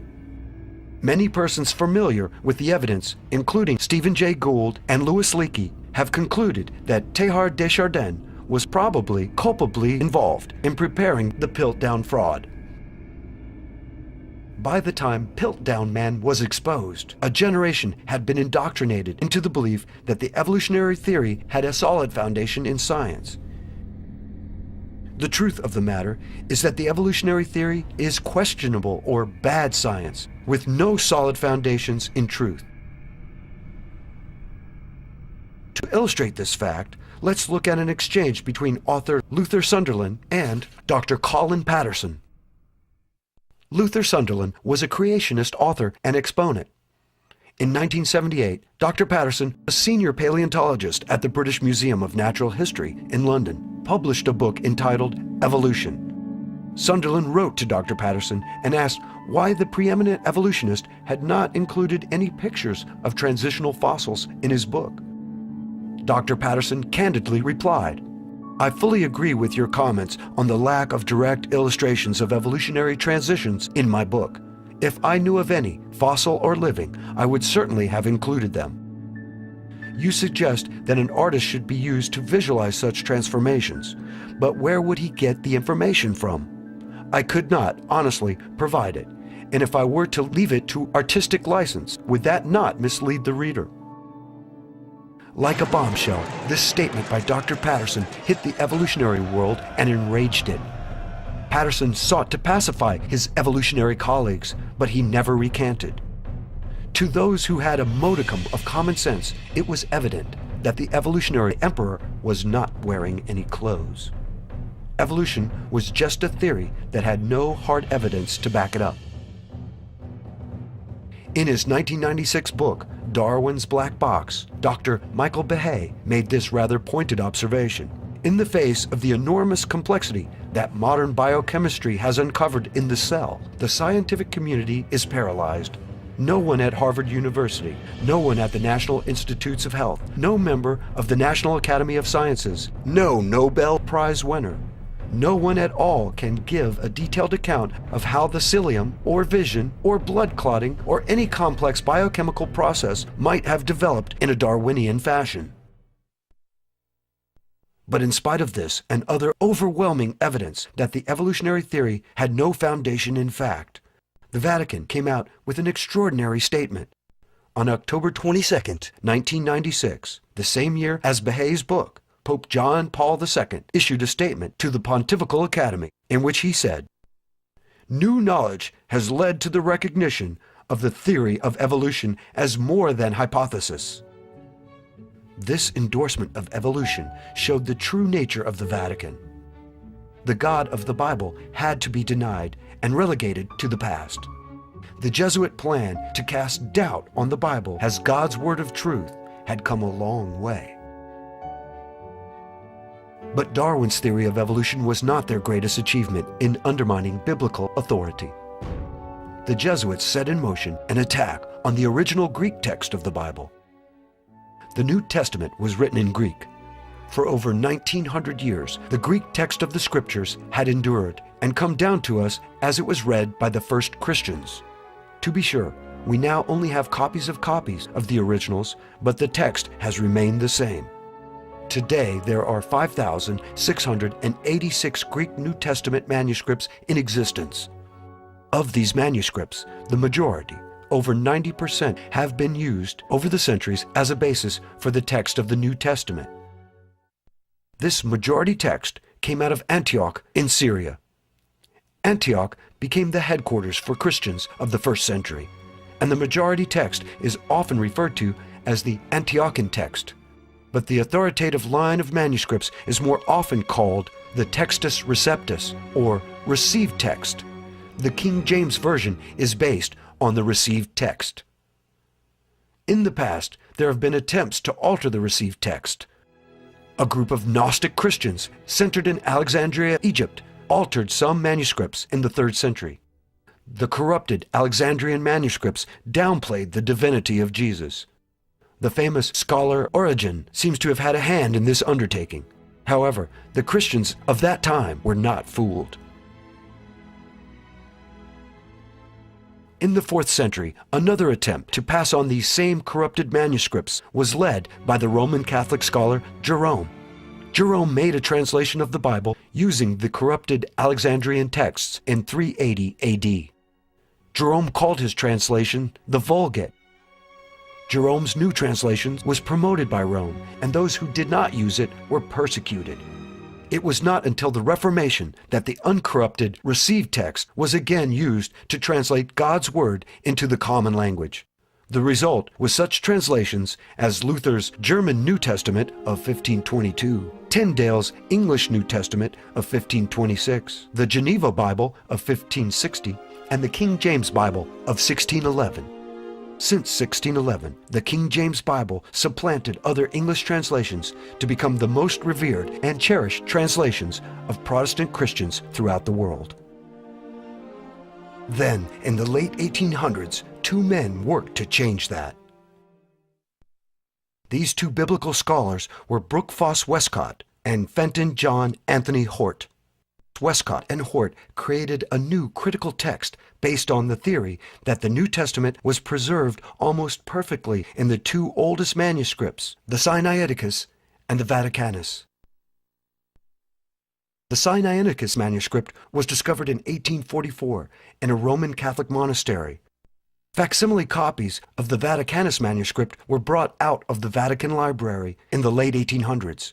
Both of these manuscripts were from the corrupted Alexandrian line. Using these two manuscripts as a foundation, Westcott and Hort began to put together their Greek text of the New Testament in 1853. In 1881, they completed and published their work. According to Westcott and Hort, now for the first time, the true text of the New Testament was available to believers. Significantly, it is from the Westcott and Hort Greek text that many modern Bible translations have been produced.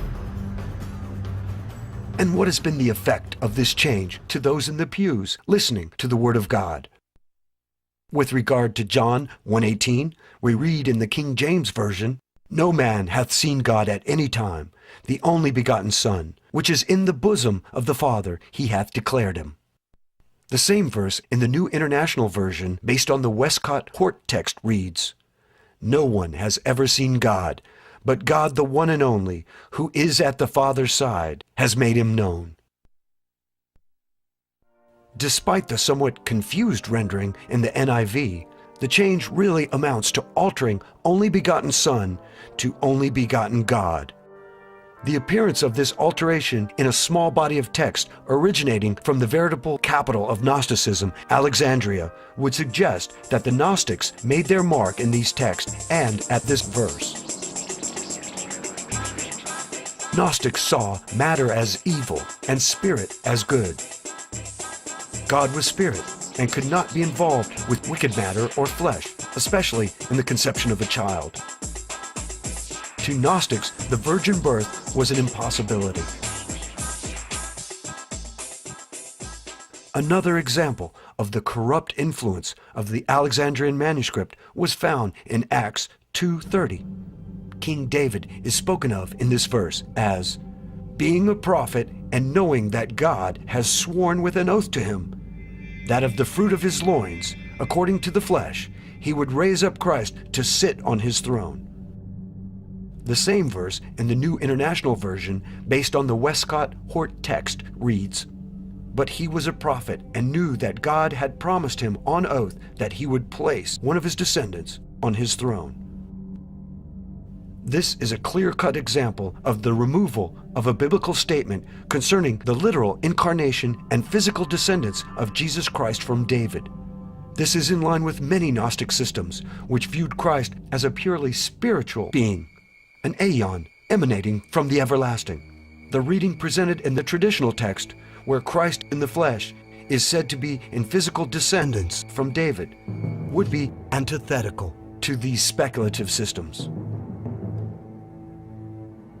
There are many other examples that can be used to illustrate the point that the Westcott and Hort Greek text holds contrary views to the doctrines and teachings of the majority of the existing Greek manuscripts. Unfortunately, most Christians today are ignorant of this and still rely on the corrupt Westcott and Hort Greek text.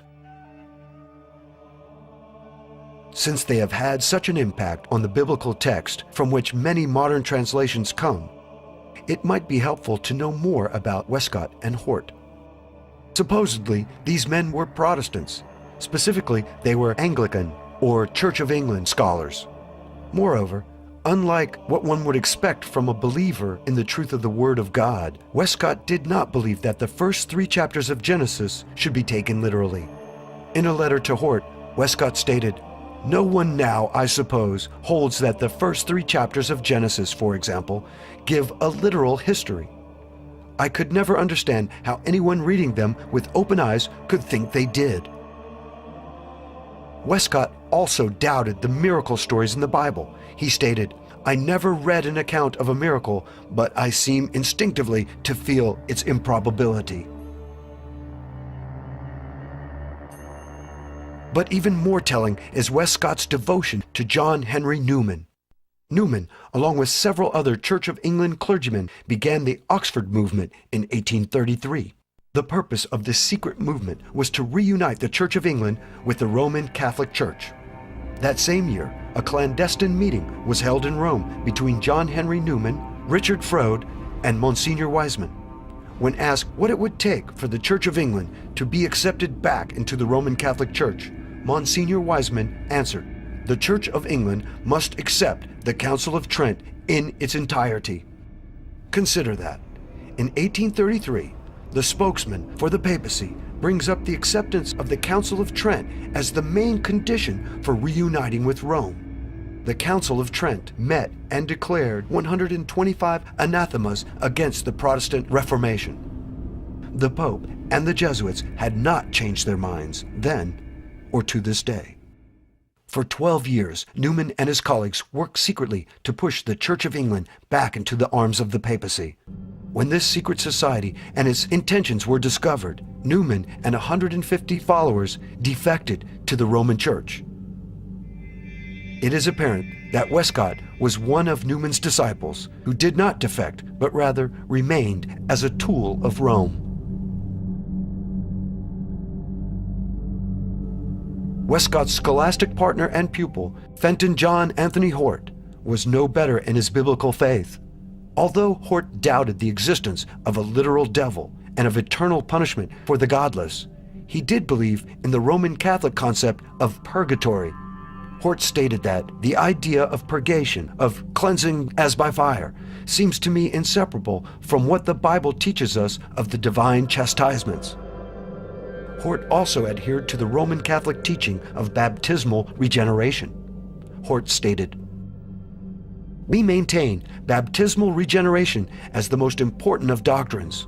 The pure Romish view seems to me nearer and more likely to lead to the truth than the evangelical." These false teachers worked ceaselessly to undermine the King James Version of the Bible and install new Bible versions more acceptable to the Vatican. Bible versions like the Revised Standard Version, the American Standard Version, the Living Bible, and the New International Version of the Bible.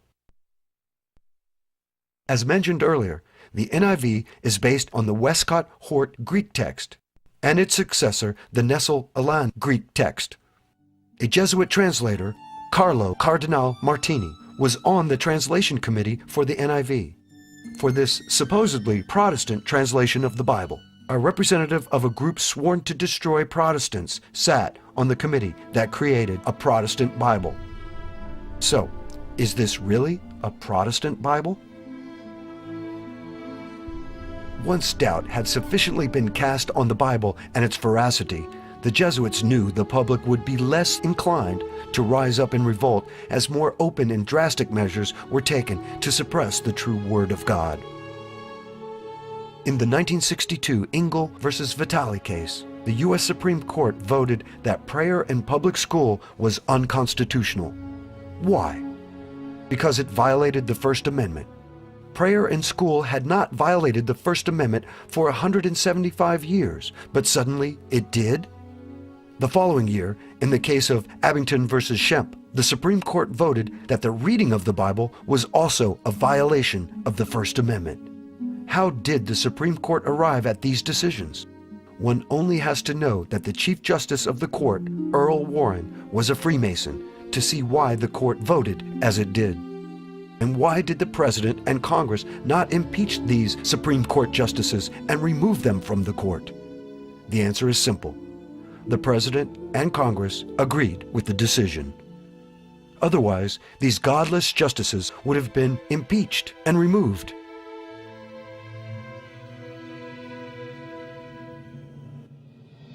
How did this happen? First, in the 1950s, churches began to incorporate and organize as tax-exempt organizations. Churches had always been tax-exempt, But now they could offer their congregations tax deductions for tithes and offerings. It was Senator Lyndon Baines Johnson who pushed for the churches to be added to the Section 501c3 of the tax code. For a 501c3 church to openly speak out or organize in opposition to anything that the government declares legal, even if it is completely immoral, the church will jeopardize its tax-exempt status. The 501c3 has had a chilling effect upon the free speech rights of the church.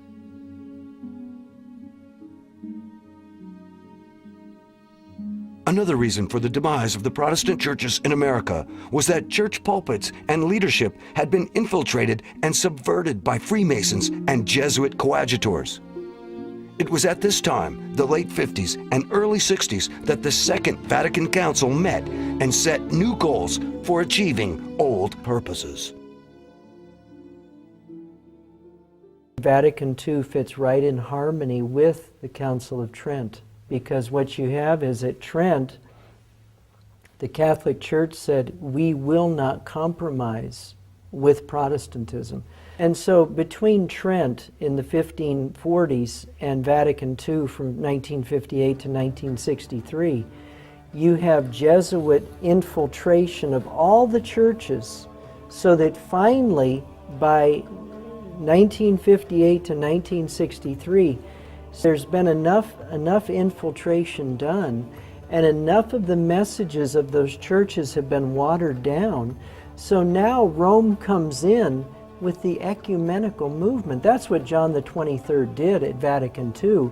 It was, let's bring all the churches together now, but it's not under Protestantism, it's not under biblical truth and principle, it's under Rome. And it's under Roman tradition and Roman authority. That's all Vatican II was. So Vatican II fits right in harmony with Alberto Rivera and his statement that all the churches by 1981 were completely taken over.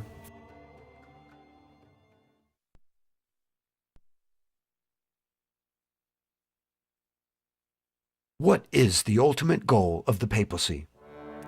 What is it that has not changed since the meetings in Vienna, Verona, and Chery in the early 1800s?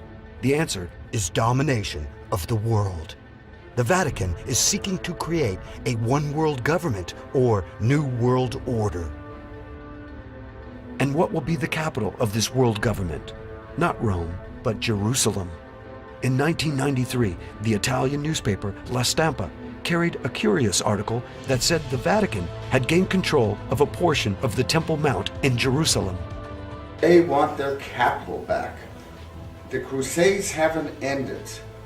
They've done this before. It's not a new phenomenon here. What the Vatican wants is, Rome is their second capital. They want a crusade to liberate what they view as their actual physical capital. And that's where they don't want Jews in Jerusalem. What they're trying to do with this war now is take an eraser to all of these countries, right? Now you have no more countries. One massive trading bloc, right? In the middle of this, you've got a city that is revered big time. The papacy has wanted to move from Rome to Jerusalem ever since the very first crusade. They still want to do that. And how do we know this? We know this because a person named Marc Halter, the French intellectual friend of Shimon Peres, gave an interview in a now defunct magazine, Israeli magazine Shishi, where he said in May of 1993, I delivered a letter to the Pope, Shimon Peres, promising the Vatican East Jerusalem. And he gave a few details. East Jerusalem would be policed by the UN. The Vatican would get control of all holy sites of all religions. And the PLO would get a stake within this enclave. The Vatican gets the holy sites and the UN gets to police the place. And now we've got two magazine confirmations. And Arafat agreed to this. According to La Stampa, 3 days before the signing of the Declaration of Principles, Arafat agreed to the deal. And then when he didn't get the deal, the terror started in earnest.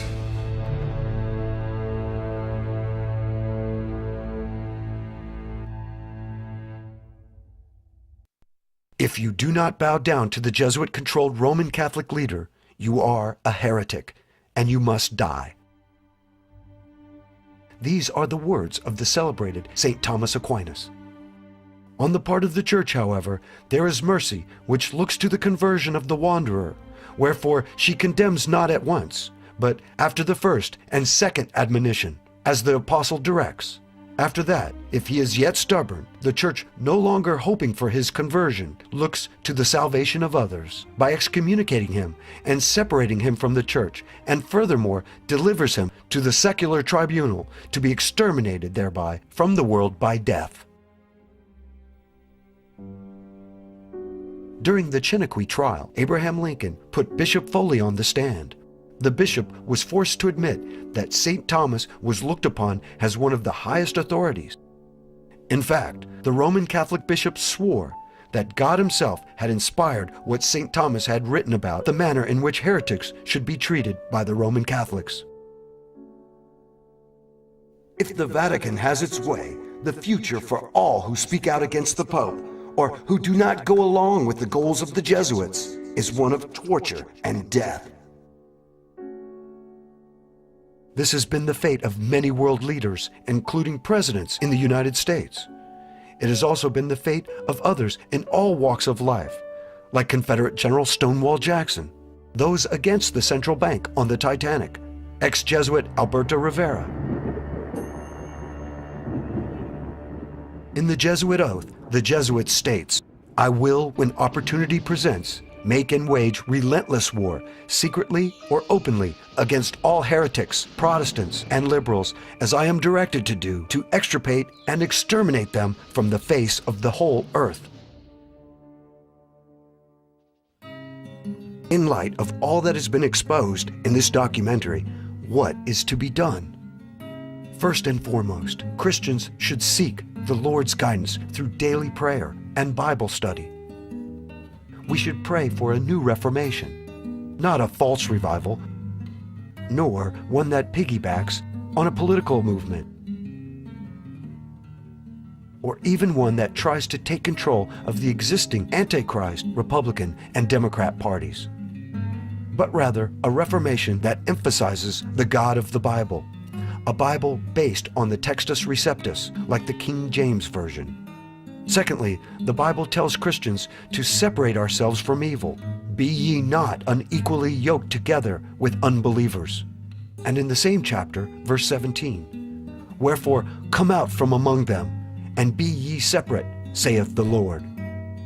We should seek for a peaceful separation or secession from the American Empire. We want to go back to a typical constitutional Protestant form of government that was isolationist. We kept our noses out of the businesses of other nations, and we sought to develop our own country. George Bush has called the United States Constitution a GD piece of paper, and he's called this present war a crusade, which it is. So it's all the more reason to secede.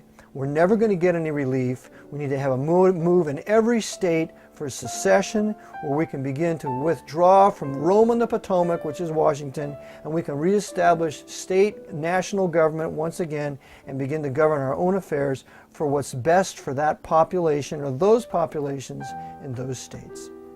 And if we wish, we can then confederate together with other states, but we don't have to. Christians should not only avoid the poisons of this world, but also the false churches in the land. We should attend Bible-believing churches that are not incorporated and thus controlled by the government. If you cannot find a Bible-believing congregation in your area, start a house church yourself, with your family, or with other people in your community. Christians should shine light on the evil we see and speak out against it. In Ephesians we read, "And have no fellowship with the unfruitful works of darkness, but rather expose them." Do not be timid, but speak out about what is clearly unbiblical and evil in this country. And finally, be aware of deceivers and deceptions. Jesus warned of false prophets with lying tongues. In Matthew 24, verse 11, we read, "And many false prophets shall rise, and shall deceive many." In 1 Timothy, the Apostle Paul wrote, Now the Spirit speaketh expressly, that in the latter times some shall depart from the faith, giving heed to seducing spirits and doctrines of devils. As we move closer to the second coming of Christ, we should be vigilant and hold steadfast to the true faith as found in the Scriptures, leaning on the Holy Spirit to empower us against false doctrine and wicked men. God's Word does not tell us to make war on other countries, to bring them democracy, or to do nation building. These lies need to be denounced.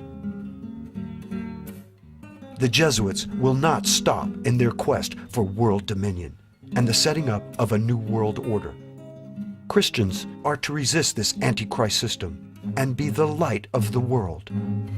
As the light shines, it reveals the truth, and the dark creatures of this world retreat from it.